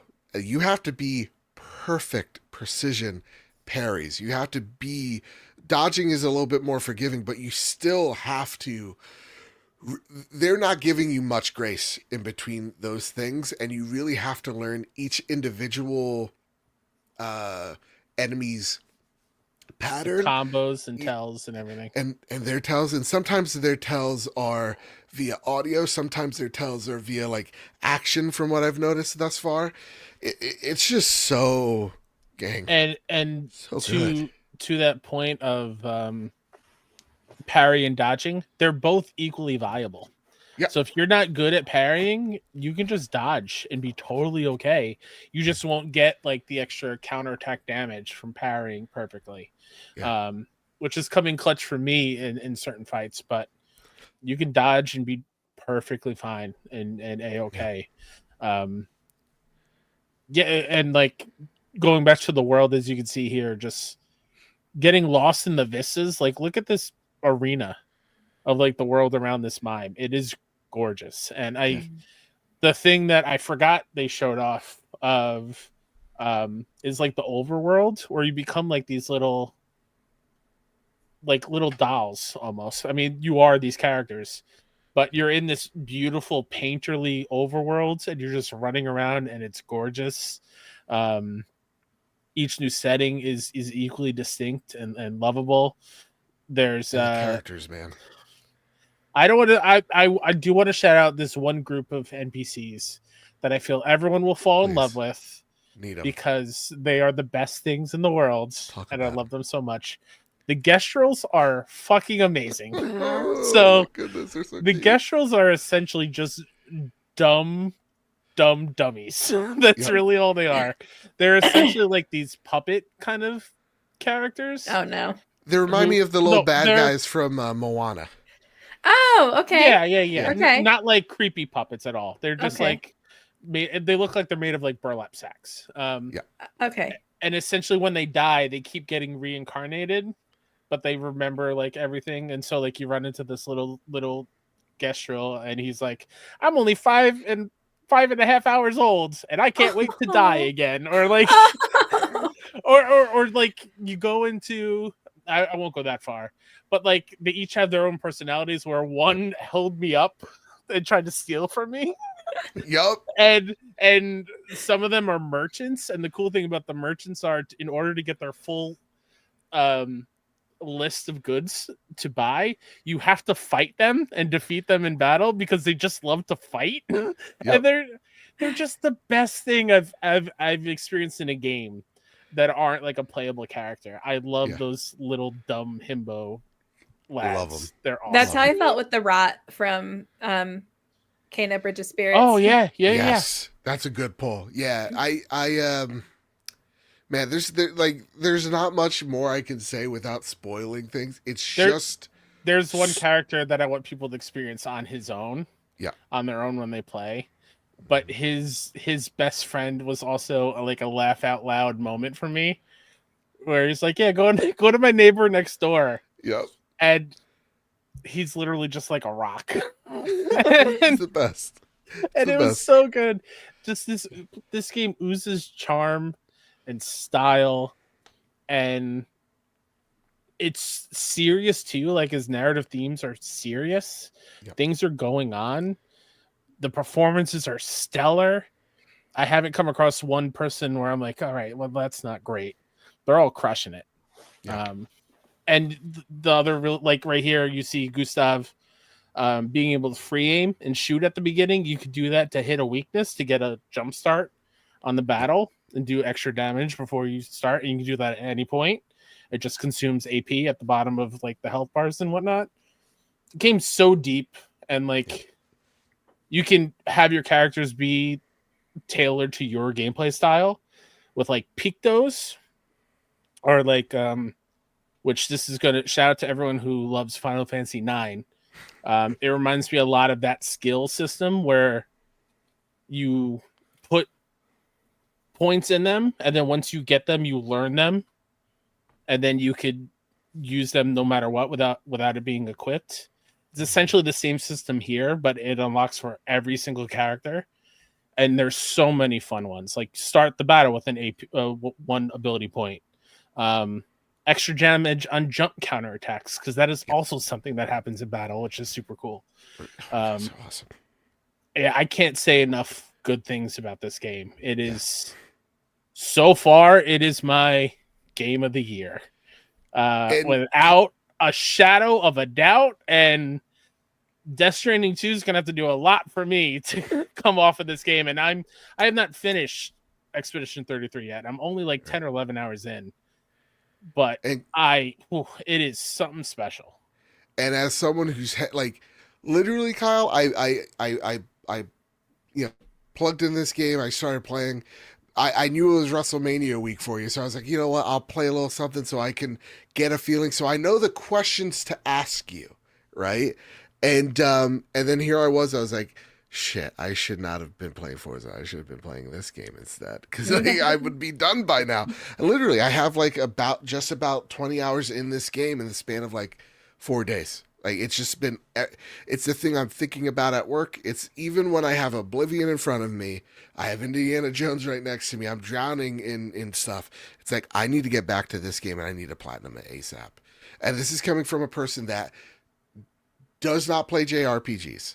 And I think the props I want to give to this studio, a 30-man team. They made a game where they are obviously inspired by things like, Chrono Trigger, Final Fantasy, Persona, and all that. But they also knew what make those games hurdle for JRPGs, for people to get into them. And they were like, okay, so let's streamline the onboarding. Hey, let's streamline the experience so that you don't feel like you have to play everything in this game in order to see the credits. And for me, it made it far more approachable as someone who takes a look at a Persona 5 going, yeah, that's a over 90 if I'm being hasty, but like that's a 100-hour plus game. And this is about 30 hours if you want it, and it could be more if you'd like. But it is a 30-hour story through and through. I love that it respects the player's time. To Jonathan Kelly's comment here in chat, it's way more forgiving than Soulsborne games. It's dodging is way easier in this. Yes. Because it's literally just a button to press. You don't have to worry about dodging to the left or the right. It's literally just a button press. You just have to time it correctly. Yeah. So like, I'm not saying it's not hard. It is difficult. Once you get into the rhythm, it becomes easier. Yeah. It's made so that you're not, it's very challenging to never get hit in a battle. Like, to me, it's kind of like the dodge button in Resident Evil 3. In that remake, where it's like, this is meant to be hard to do so that you're not always dodging the zombie.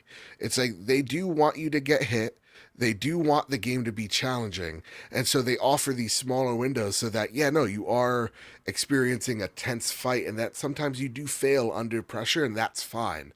But it's not like it's not a Neo, it's not masochistic, it's gonna treat you fairly. That said, we do have some questions about this game. Silkenit writes, how French is it? It's very French. It's very French. You got the Eiffel Tower there. Yep. That's a big part of the game that is like bending because of reasons that I don't know yet. Yeah. We saw the mime. God bless. Yeah, it's unapologetically French. Even with the... Did we touch about the soundtrack yet? The soundtrack's awesome. Yeah, amazing. Incredible. Yeah, it's Ben French Starr sings it. Yeah. I just saw a tweet about that. There's nothing this man can't do. Gosh dang. Jave Maz writes in, Kyle, I'm typically not a turn-based gamer. do you think Clair Obscur is a good entry point into the genre?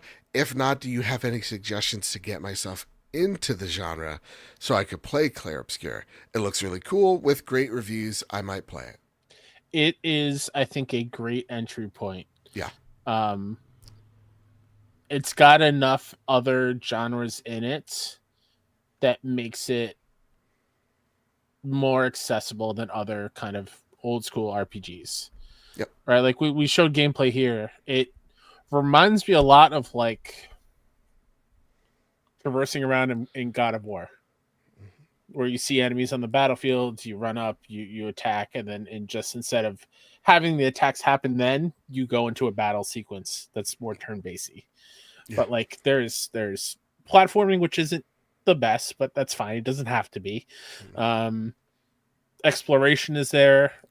You have the more actiony part of it of dodging and doing button prompts when they pop up to do extra damage during attacks or whatever, upgrading equipment and different things. So there's enough there to kind of have the more not lapse, but more casual kind of like RPG fan into it. And as someone who's was playing a bit with the accessibility options are there, so you could scale difficulty, you could scale how the movement during combat works, because it's very tilted towards whoever and focus on whoever's attacking. So like there's a lot of things you could do, play with it and make sure it works to your liking. Stone Cold ET writes, what's your thoughts on Clair Obscur? Well, spoiler alert, it's real good. And what it means for Game Pass as a day one. Between that and Oblivion, Game Pass is almost too much right now. I mean, where is it sitting right now on OpenCritic? 92 last time I saw. So it's huge for Game Pass. Yeah.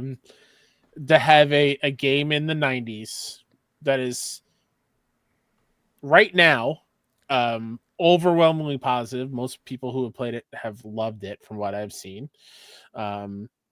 Being available on your Game Pass service, it is a home run on that side of things. And shout out to Microsoft for getting in on the ground floor with them and really giving them the stage to announce everything, really. Because like you nailed it. Yeah. Not to go off on a Game Pass tangent, because obviously we're not the Achievement Hall podcast, but shout out to Game Pass though, because this is what they've always been trying to have it be, where the heavy hitter games that you want to play on Xbox are also on Game Pass, so that you can just pay your fee for Game Pass and have access to your full Xbox library. And I feel like we're finally getting there. I'm constantly telling people, like even in my stream yesterday with Oblivion, they're like, oh, I wish I could get this, but I can't afford the $50. I'm like, just get Game Pass. It's free for the first month. Play it for a month. If you can't beat it, then maybe you do the Game Pass fee for your second month. Regardless, you're playing Oblivion for whatever Game Pass is, $18 versus $50. So it really is an amazing deal in gaming, especially now that they're finally getting these actually big titles in there. Yeah, the cadence is finally hitting. Because you also had Blueprints, South of Midnight, Oblivion remake, now this. Like you're having a lot, even if they're not necessarily scoring amazingly well, they're still being talked about positively within the community. Yeah. All right, Kyle Stevenson. Hey, let's get into the really quickly. Yes. Shout out to Light for believing in Expedition 33. On that was mine. Team. That is yours. I haven't looked at that since I don't even know. Well, we do have to talk about some spoiler alert. We should be talking about. Because I haven't looked at it. I have not added any new games. You're gonna take over second place with Claire. I feel like we're gonna talk about some rigging going around here. What rigging? You mean right here that the Discord has decided that Oblivion is more of a remake, and it's not gonna count? Is it not gonna count? According to this, I would have to override it, but that's fine. Fair enough. All right, Kyle Stevenson, let's get into the next story bit. It's a small little thing. Nothing too serious. It's nice. Sure. Feel good. Jordan Midler at the VGC writes, PS5's classic PlayStation themes are coming back this week. Sony has announced that the classic PlayStation themes first debuted during the PlayStation 30th anniversary celebration are coming back permanently starting this week. Last year, Sony released a PS5 update that let players customize aspects of the console's operating system based on different console generations. This included the PS1 boot up animation as a new startup sequence, and a variety of themes based on PS1, PS2, PS3, PS4, or the 30th anniversary, which could be applied to the home screen and other areas. The themes were removed in January, at which time Sony said they would eventually return to the console permanently. The 4 themes celebrating the history of PlayStation will return to the PlayStation 5 on April 24th, or if you're listening the day of, today, as part of a system update. Sony has also announced Audio Focus, a new feature which, quote, increases immersion by providing presets to amplify soft sounds to meet your hearing preferences, ensuring a clearer audio experience when using headphones or headsets, according to Sony. Sony has announced that the feature will include the following options: boost low pitch, boost voices, boost high pitch, and boost quiet sounds. The audio focus feature is available when using headphones connected via USB or analog jack. It is not supported for HDMI connections through TV, AV receivers, or soundbars. Ooh-wee, ooh-wee. I'm You actually nerds quite out there, excited about enjoy. Boost voices option. I was just gonna say that. Same. Because I noticed a little bit in Expedition where the music kind of drowns out the voices a little bit. So I find that a lot more now that I'm like watching more movies on my computer. So fun little factoid about me. I have scar tissue on my left eardrum. So I'm not hard of hearing out of it. Like I rate fine, but there are like a lot of times talking, I have to really, really focus and I really struggle to fully hear, especially certain like voice pitches. So a lot there's like a voice pitch with a lot of men have where if they're right here, I'm I'm struggling to hear you. So a lot of times with movies, I'm one of those annoying people that has to have subtitles on because I with all the other sounds going on, I'm like lost in the sauce sometimes with the talking. So this boost voices feature is nice because I know within each individual game, obviously you can adjust the talking volume versus the music volume, but still, that is a nice feature. It really is. And like same light. I have holes in my eardrums from when I was little, so my hearing isn't great. And if we're in a loud place, I am reading your lips. I can't hear nothing. So I very actively do that because my hearing is not great. So I understand you completely. And like as someone who like I always watch things with subtitles because I feel like the audio mixing, especially on streaming, just sucks. So like I hate it when I'm watching something and my brother's like, turn the subtitles off. I'm like, no, this is great. So you can't hear this? Like, no, dude, I can't. Just put the subtitles on. Gosh dang it. So yeah, no, this is a really cool feature. That said, listen, let's end this big talk with with one last game. How about that? How about that? Been playing vroom, baby. I've been playing a little Forza Horizon 5 on my PlayStation 5 Pro. Weird. Weird that we're saying it. Also, it's just it goes to show, like, I mean, we've been talking about Xbox a lot on the show, and I just want to like echo the fact of like this is where gaming is going. We just took a look at Insider Gaming dropped this bit of knowledge right here. Console hardware down across the board 25%, especially PlayStation 5 down 25%. Nintendo Switch obviously down 35%. Xbox down 35%. As we're getting more and more of these games, we need to start realizing that the games that we love on PlayStation will also go to other places, cough, cough, PC. And I know I've been banging that drum a lot, and I know it's not the popular thing to say, but more people playing these games is only better.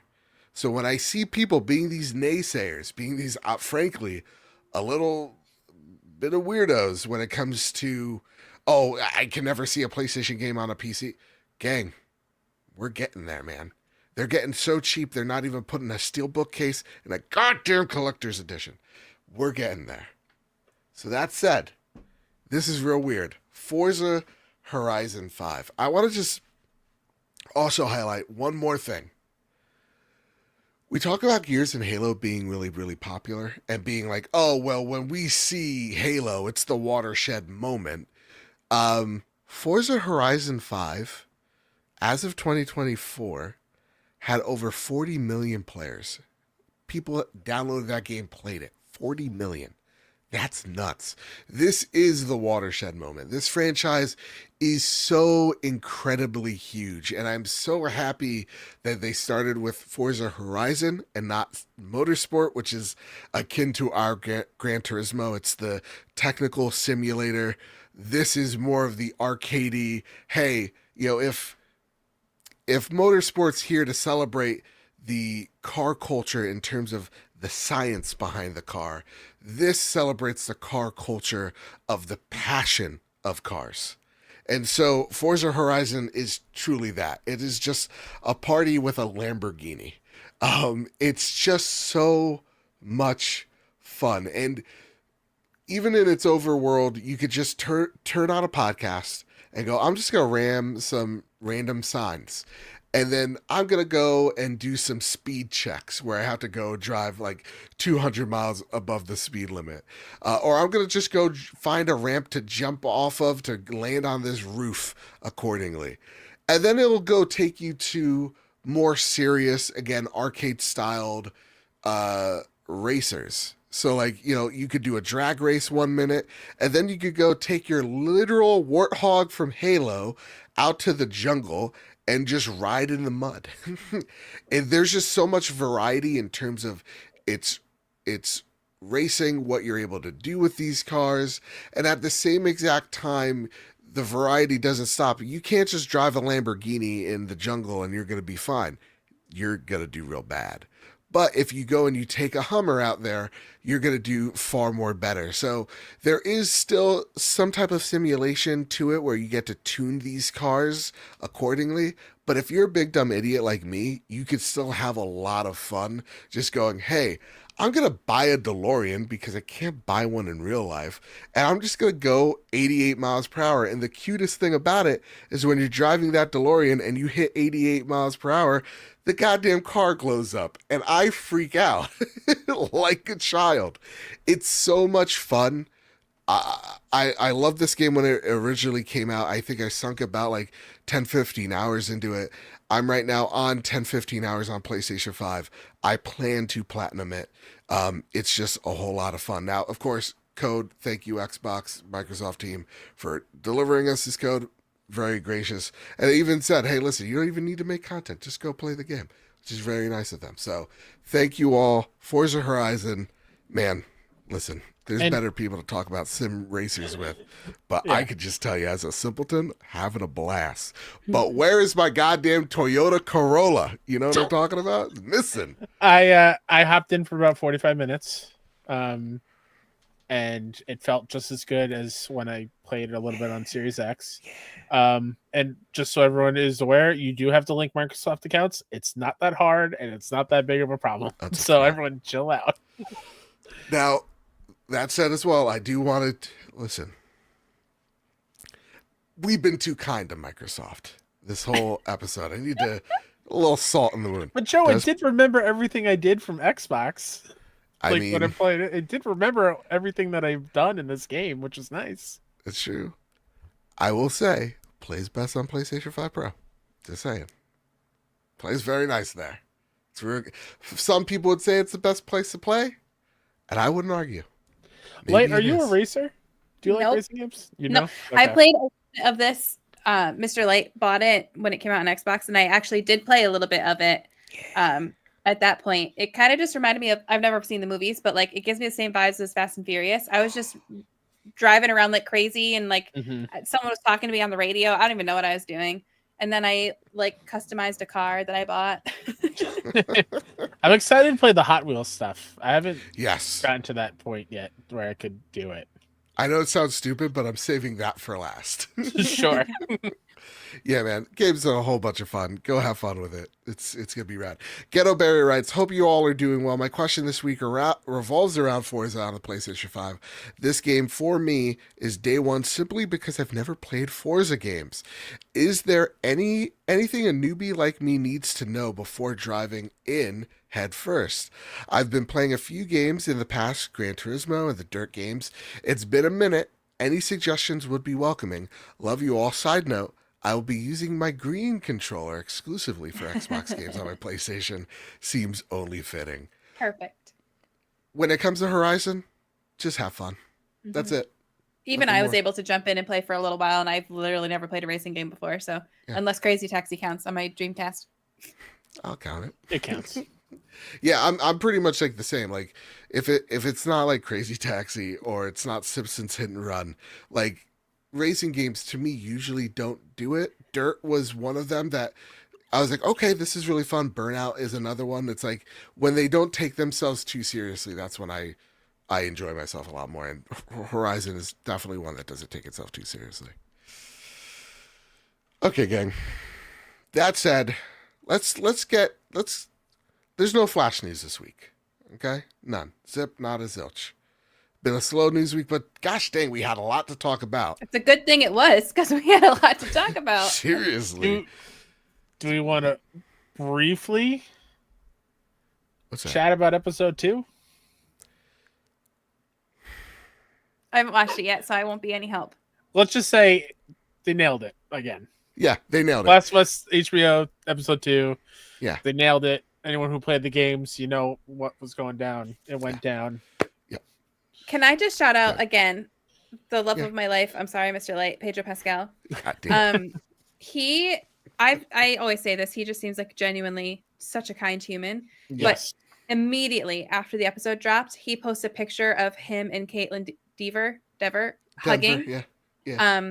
And like sharing all of his love for her because he knew that she was going to be starting to get a lot of hate. So he literally nipped it in the bud, and not that everyone's going to see it, but posted a picture of how much he loves her, respects her, like all that stuff. Yeah. Just because he is so in tune that he is already trying to take care of her and look out for her. I just love that so much. And I again, not going into like full spoilers in case anyone hasn't seen it. No spoilers. No full spoilers. Not even light. No. I'm Not going even to surface say, level. from what I've heard about that scene, Caitlin know Devers what you're just talking recently lost a parent a few yes. days before filming. Mm-hmm. So that was already a supercharged kind of moment in the room. And watching that episode, my God, whew, it was great. The changes that they have made, I've been a big fan of them. And even some that I'm questionable on, I'm not like the internet that has to review every episode. I am going. And it's kind of like what you did like with the first season. You're like, I'm just going to binge them. I think that's freaking perfect. You get the noise out of it and you're like, I'm just enjoying it for what it is. And then bam, you don't have to be like, what, you know, I don't know. I hate what the social media has turned streamers into, which is like every episode we're rating. It's like, but you don't have context for like what's gonna happen. Like, what are we doing here? TZ writes in, good save. Pedro is cool, but he's no Dan. Dan quietly slips him a buck. No, he Oh, my knows I'm goodness. kidding. He knows I'm kidding. Yeah. He knows But- I'd leave him for a woman anyways, let's be real. That's fair enough. I mean, in the battle royale, that victory royale that would be for Pedro, I feel like you would get pretty far. Oh, yeah. If you had to fight for him, yeah, I feel that. Thank you. Yeah, I feel like it would be between you and my best friend Amy, and I don't want to know who comes out winning. It's We can gonna be share. bloody. It's fine. It's fine. It's like, you guys, you want to just team up? Team up. But I agree. I hate that. I understand why news outlets feel the need to do this, but I hate the every episode review and score. Yeah. Wait until the full season is out and then give a full season review and a full season score, because that's not fair. That's like taking one chapter out of a book and rating the chapter. And it's a good thing they didn't always do this, because I was raised on, those good old fashioned corny sci-fi shows. Like, I always talk about my love for Stargate. All of those shows had like filler episodes because you had these long series. You would have never been able to do that before, because that you could literally take out episodes and nothing is lost. But the overarching show is an amazing show. The overarching season is an amazing season. So it's not fair to be like, oh, this is only a 4 this episode. Well, so, okay, not every episode has to be Killing Gangbusters episode. Like, it's okay to have some slower episodes that are set up, or that are just character growth, or that are just like, you don't need them to all be heavy hitter episodes. Yeah. It really does annoy me because man, there was what we saw, and it's not even that part that was my favorite. There's like a part afterwards. Will not spoil anything of that. Don't worry. But if you're a hardcore Last of Us fan and you don't appreciate that, you're going to hell when you die. But then there's a big thing that a change that happens that I love, that they planned for it in the game but just didn't have the time to put it in. So smart. I love this episode. Everybody who hates it could kick rocks. There you go. So good. Also, one last thing. Guys, stop being weird towards Bella, please. I really hate that. Agreed. My best friend was like, everybody's going really too hard, and about how she looks. She's Ellie. For people that go, oh, she's just being an annoying teenager, it's like, she is 19 in the show. She's being a defiant brat because she's 19. Because when I was 19, I was a defiant brat. Yeah. She's annoying you because you're in the shoes of Joel at the moment, being the dad. That's supposed to happen. Also, spoiler alert, she's been through some shit. That too. It's getting weird. It's getting really weird where people are like, oh, she doesn't look like Ellie, or oh, Caitlin should have been Ellie, or like, here's my fan cast. It's like, dude, she auditioned. She got the role. I don't know what to tell you. Fan casting is okay before it comes out, but once it's out, get over it. And if those are your expectations, it's like, that's a you problem, not the show's problem. That's you for saying it had to be this, that, or the other thing. No. Stop being creepy. Okay, please, for the love of God. Yes.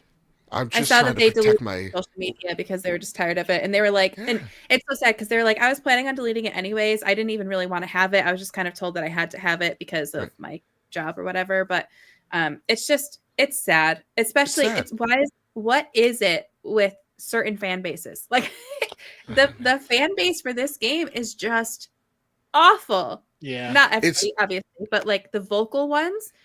There are a couple games that I can point out where it's like, you do not want to be a part of that fan base in the vocal, because it's just bad. It's bad.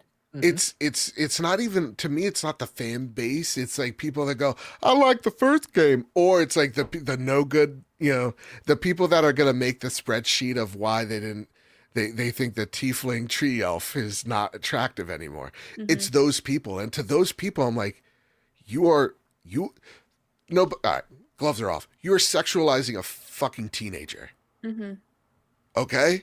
You're saying that she is not, that this literal actor that is playing a child is not hot enough. Understand how it's creepy, and I feel it in my chest saying that out loud. And that's the problem, and that's what makes me really sick. It's like, I'm sorry, she's not hot.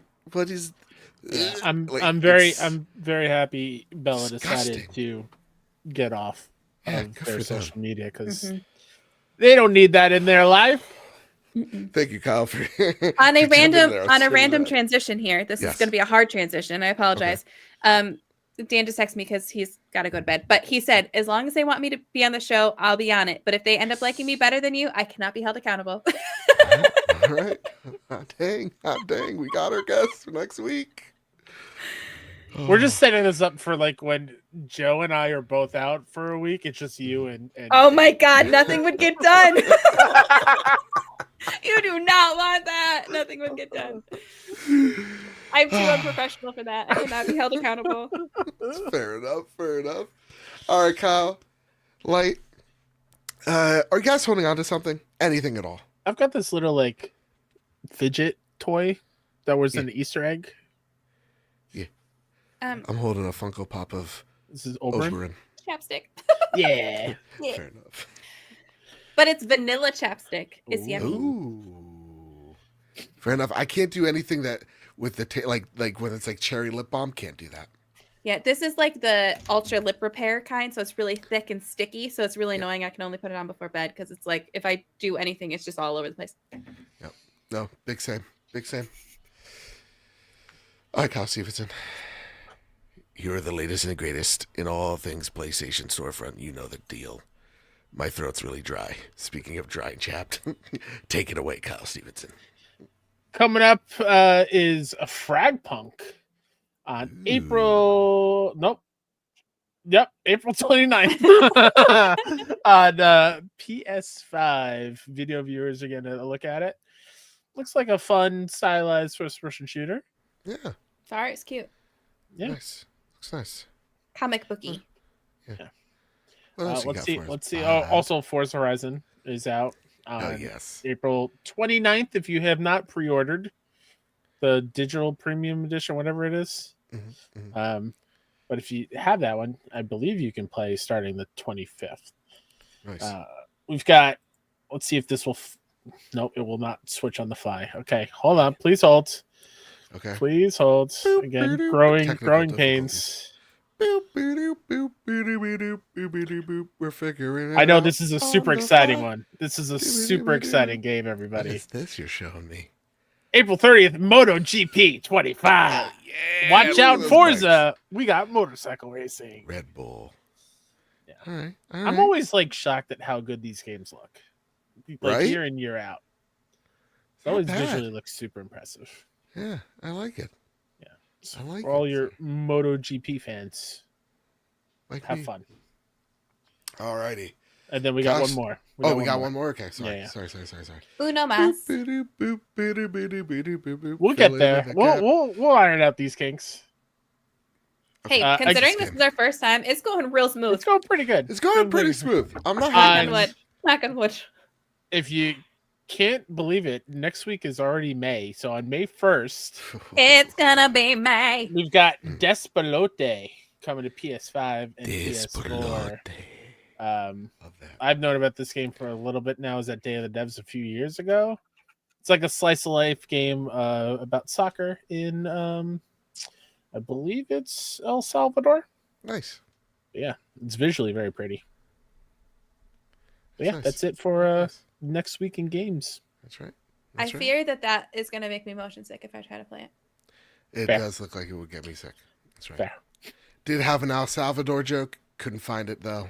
But just know my brain was looking for it. Just like that one guy. All right. Time for the last segment and our Excuse me, favorite Ecuador, segment. not El Salvador. Ecuador. Oh, okay. There you go. Well, it's on You the got your brain for joke me. in though, Joe. I still found it at the very end. Here is the Sony Pony Express. Oh. First bit of questions comes in from Stingray X, and Stingray writes in, question for the ponies. Yeehaw. Yeah. Yeah. My first time seeing Oblivion was in Game Informer before it came to the 360, specifically reading a line, quote, "You see that mountain? You can go there," end quote. I was instantly hooked. When it came to PS3, I got it day one and introduced me to a true open world gaming. What game introduced you to a genre you love today? Take care. It's a good question. Technically for me, I'll buy you guys some time. Technically for me, I would say Counter-Strike and like yeah, I'm gonna say Counter-Strike because I love those like team-based. You're going for the bomb, but it's really just team deathmatch. Like that opened the door for me for things like Team Fortress 2 that then opened the doors for me into the hero genres that I love, like your Overwatch or your Marvel Rivals. So like, yeah, I think I gotta think the one that started it all, Counter-Strike. And I remember going into my brother's PC den with his like LAN party with his friends over at Bergen Community College. And my brother handing me the mouse and keyboard going, "Listen, Joe, this is going to be your first time. We've been playing every Friday. Like, don't be disheartened if you get demolished. And I kicked all their butts until they kicked me off.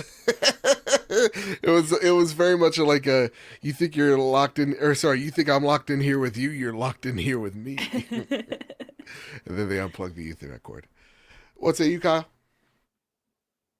I'm still thinking. Like, do you have one? Yeah. Go for it. Luckily, because I just did my Oblivion trailer reaction where I cried at the end because of this, but I was always a gamer, but I was a closet gamer. I was embarrassed to be a gamer. I would game at home. I would game whatever my dad was playing. I would also play. I was a big WoW player at the time, Left 4 Dead, yes. that sort of thing. But I never talked about it. If I wasn't playing at home with my dad, I would never talk about it. And when I was in college, I would literally delete the app off my computer every time I was done playing it because I didn't want anyone to even accidentally see that I was a gamer. I was so embarrassed. Then Skyrim came out and Dan and I played it together and I fell so in love with it that I stopped caring because I wanted to play that game. I bought my own. Well, I was gifted an Xbox 360, the R2D2 one. And I literally hooked it up in my dorm room and I played the shit out of Skyrim. And yeah. I didn't care anymore because I just needed to play that game. I needed to inject it. I was obsessed. All of my free time, I was playing that game. I had the map hung up on the wall and I went to every single location on the map and I crossed it off as I went so that I knew I went to every place. And then once I, beat it like a dead horse, I moved on to Oblivion because I was like, I need more of this, but I've literally done everything I can do because at that point, no DLCs were out, no modded content was out. So then I switched over to Oblivion and I played Oblivion. And that is what really set me on the trajectory of being an out of the closet gamer. Love it. Oh my goodness. I remember playing Skyrim with my Xbox Live crew at the time. So it really goes, that's how far back this game, I was on 360, gosh darn it. And we were playing like Gears and Halo and like Call of Duty, all that stuff. And then when Skyrim came out, we were still in the chat, but we were like, so I'm doing this like Dark Brotherhood quest. Oh, that's interesting. I'm doing like this merchant thing here. It's like, we were all just nerding out for months. Mm-hmm. It was nuts. Yeah. God. We call it Skirret Irrit Drop the Bass because that is when, that was it, Wubstep was a thing. Dubstep. So, okay, side little tangent. I've got two side little tangents. Then I promise I'll get back to you, Kyle. So there, when dubstep was big, there was this person on YouTube who released a Pokemon theme song dubstep version. And my daughter is so obsessed with that. And you know how with dubstep, the beat always drops and then it goes into like whatever. With the beat drop, you hear Pika. So she, in the backseat of the car, she'll be going like this and she'll go Pika. She sings the song. It is the cutest thing. I love that. It is the cutest thing. It's actually good though. So that's funny. But the other thing is whenever people are like, oh, I don't get video games because I have a lot of those annoying people in my family that video games are stupid. You shouldn't be wasting your time with that, blah, blah, blah. It's amazing to me. And I'm not going to get into it here because it's a deeper conversation, maybe a post-show convo sometime. But there are so many video games that have so deeply affected me and taught me things about myself and how I want to live my life that it's amazing. I was thinking about it today and I was like, there's at least 5 games that have actually genuinely impacted me in how I think about things and my life. And it really is amazing. Agreed. So shout out to video games. Love you guys. See, like Cyberpunk comes to mind for me with that. It's like, yep, Johnny Silverhand, that's going to probably be me. Like, that's me. I mean, yeah, like hand. Walking Dead with Lee and Clem, like that's how I want to live my life with the girls. Mm-hmm. So, it's funny you bring up music here because I was trying to come up with an example that isn't like Final Fantasy VII that got me into RPGs or Resistance being like the first person shooter to get me into it. It's not as prominent now, but like rhythm games are my jam. I love rhythm games so much so, like, and I'm gonna age myself right here. Shout out to Frequency on PS2. Holy shit! From Harmonix. This is trippy. What am I looking at? So essentially, each lane is a different instrument of the track. So you would switch between guitar and drum, and then you would use the shoulder buttons or face buttons for each gem. Whoa. And then you're playing them in rhythm, and you're switching between. So like if you want to start with drums, you can start with drums, start with guitar, vocals, whatever. This introduced my love of rhythm games back on PS2, and then the sequel was Amplitude, Oh, another okay. harmonics joint, which then they went on to do Rock Band and obviously Guitar Hero in between. Rhythm games are awesome, and I wish they made a comeback. I would love to have another plastic drum set here so I can play drums all day, every day. But yeah, shout out to Frequency. It's pretty great. Shout out. All right, what's the next question on the list here, sir? Tris in Wonderland writes in, question for the Sony Express. Yeehaw. Yeah. Hey, you 2/3. Was hoping to get your guys' top 5 games list of all time. Ooh, might be a tough question. I apologize. No, don't apologize. Good question. I keep a list of my top 10, and it doesn't change much, but it does happen. This is Tris's top 5. Okay. I'm going to go in backwards order. Okay. Number 5, Red Dead 2. Number 4 is a tie between Horizon Zero Dawn and Horizon Forbidden West. I'll take it. Number 3, Ghost of Tsushima. All right. Number 2, Final Fantasy 16. And then number 1, The Witcher 3. The good top 5. All right, off the cuff. I don't want to stand too long on this. We got to rapid fire. Yep. Number 1, Elden Ring. Okay. Number 2, Witcher 3. These two every week now, they're interchanging. Shout out Witcher 3 or something else. Number 3, let's just do it. Elden Ring, Bloodborne, they're tied for number 1. Can't have one without the other to me. Okay, so I'm cheating. I don't care. Number 3 would be The Last of Us. Number 4 would be Halo Combat Evolved. And then truly, wait, let's change that up. See, there's too many games. There's too many. Breaking, Bloodborne, Elden Ring, Witcher 3, Baldur's Gate, Last of Us, Halo. There you go. These are my 5, but they're not in any 1 through 5 order. Okay. And there are some that need to be here that are not on this list, but I need more 5s. There's not enough 5s. Yeah. Obviously Skyrim, obviously The Witcher 3, obviously God of War, Horizon Forbidden West, and Assassin's Creed Origins. God, yes. Can you sense a theme of the type of game I like? I think so. Like a good horror game. Kyle Stevenson. What say you, man, sir? This is tough. Again, not in any particular order except for number 1. Number 1 is solidified. So Walking Dead, season 1 specifically. We've got Final Fantasy 7. We've got God of War. I'm leaning towards Ragnarok, but I have to replay it. Okay. Then we're gonna go. Let's do a fun one.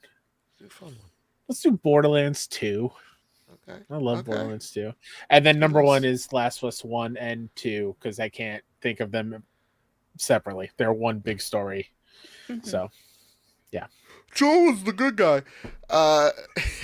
Last question, Kyle Stevenson. Sorry, it always tricky. One of my favorite usernames I've ever seen. Mr. Zircon Kielyu writes in, when a game suffers repeated delays and still launches broken as fuck, but the devs promise to address issues and puts out a roadmap, should consumers be forgiving and wait it out? Or should consumers just skip the game? I'm talking about the mess that is Wanderer Fragments of Fate on PSVR 2. That's a good question. It's a great question. I think it depends on the game. Okay. Like for this one, it's like PSVR 2, it's like audience is already small. Like you have to figure they're probably under the gun and they have to get this game out. And maybe the survival of the studio depends on it. But also, I don't know what state of mess this is. Because like, what's not acceptable is Cyberpunk coming out the way it did. So, I think it depends. What say you, Light? I always have a little bit more forgiveness than other people, I think. Because I do realize that in a perfect world, they would take as long as they need to take, but it's not a perfect world. They have, like you said, they have people above them telling them they have to release. They have numbers that they have to hit. At some point, they have to release whether they want to or not. And unfortunately, a lot of times, no matter how big the studio is, their hands are tied in certain ways because oh, the people above us decided that we need to let go of this whole department, or we need more funding here, but we're not being given it. And you have these big aspirations for things that you just can't get the way they need to be, like, fixed the way they need to be fixed. But then you also have the people breathing down your neck and being like, nope, you ran out of time. You need to release it because we need our money. So I understand why, obviously, you are paying this much money. You want a perfect product. But also, if it's not a perfect product, maybe you just wait. Don't skip it, but maybe wait until a year. Like, I wish that I had waited for Cyberpunk before I played Cyberpunk, because I played it when it was broken and I still had a lot of fun with it. But apparently now it is not even the same game. So maybe you're like, okay, I don't want to pay $70 for a game that's broken, which absolutely, totally get that. Don't buy it right now. Wait a year, wait 2 years. I know it's hard because we all get FOMO. I am the queen of FOMO. I get it. But I don't necessarily think it's like the developer's fault. It's the people above them. So I just try to have a little bit more grace with it, even though it can be really frustrated. However, when games, if they're going to be releasing at $100, the game better be done. Like, there's no excuse at that point, because if you're going to charge us that much money for something, I don't know, figure it out.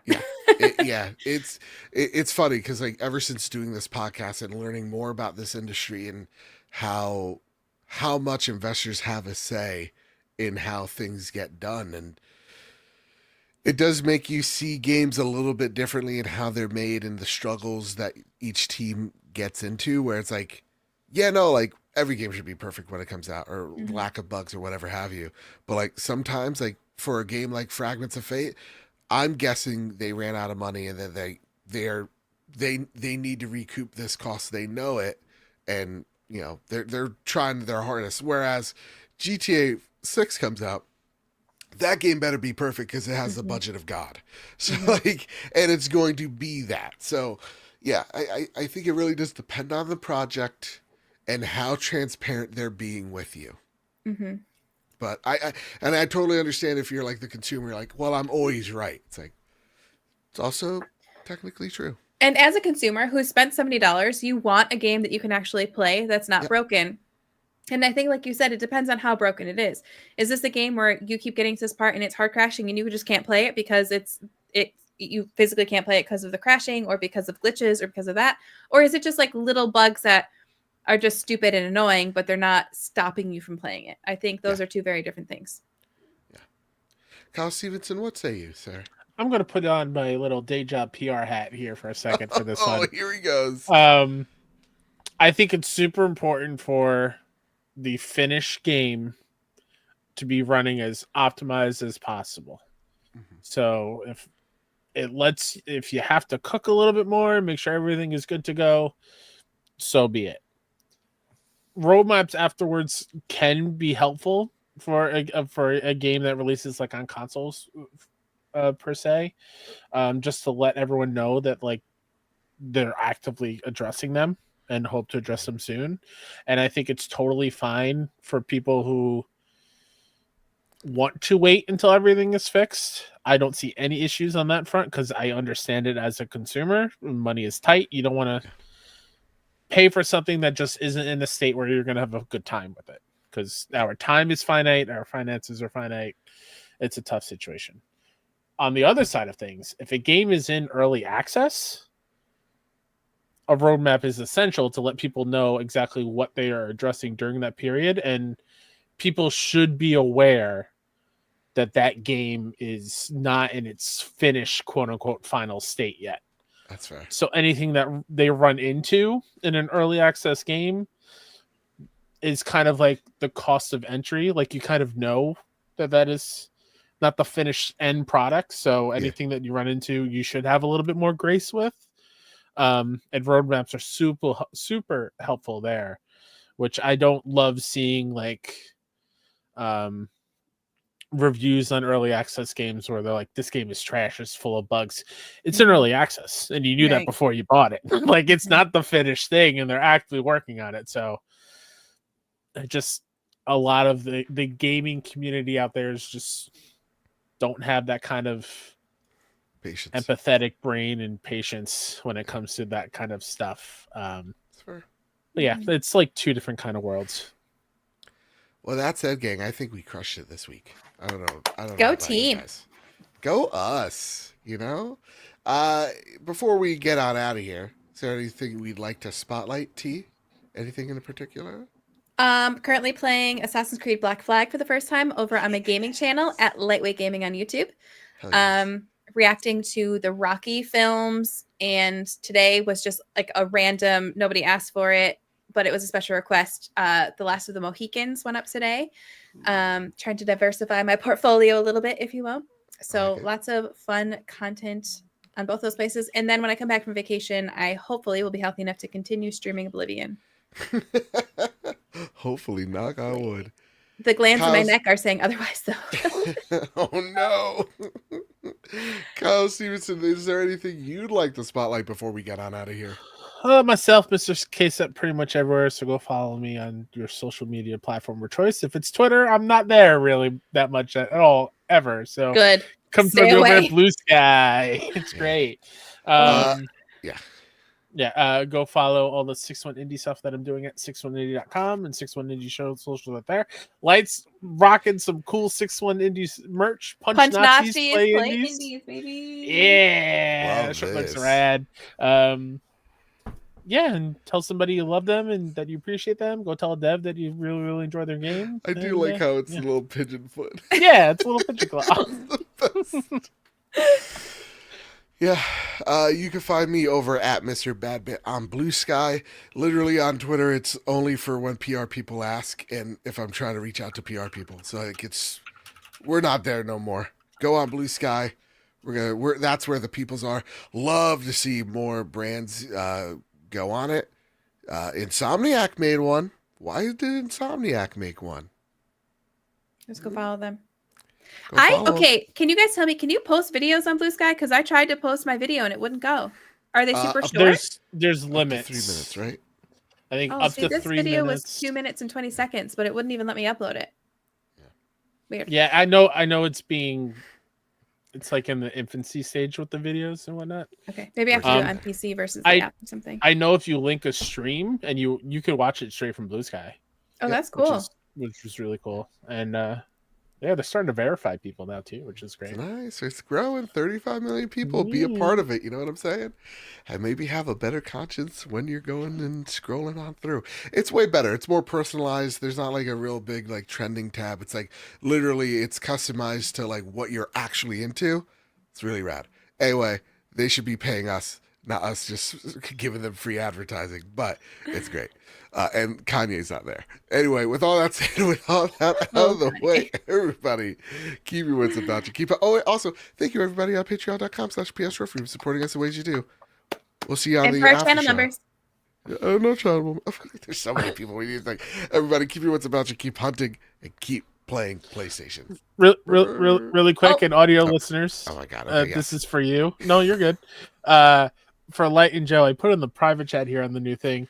Oh. When Joe hits end the live stream, we're getting kicked out. So I'll see you in Discord for the post show. Okay. All right. I would have been like, wait, where'd everybody go? Yeah. All right. See you guys in Discord. Bye. Bye. Where's it? How do we do this?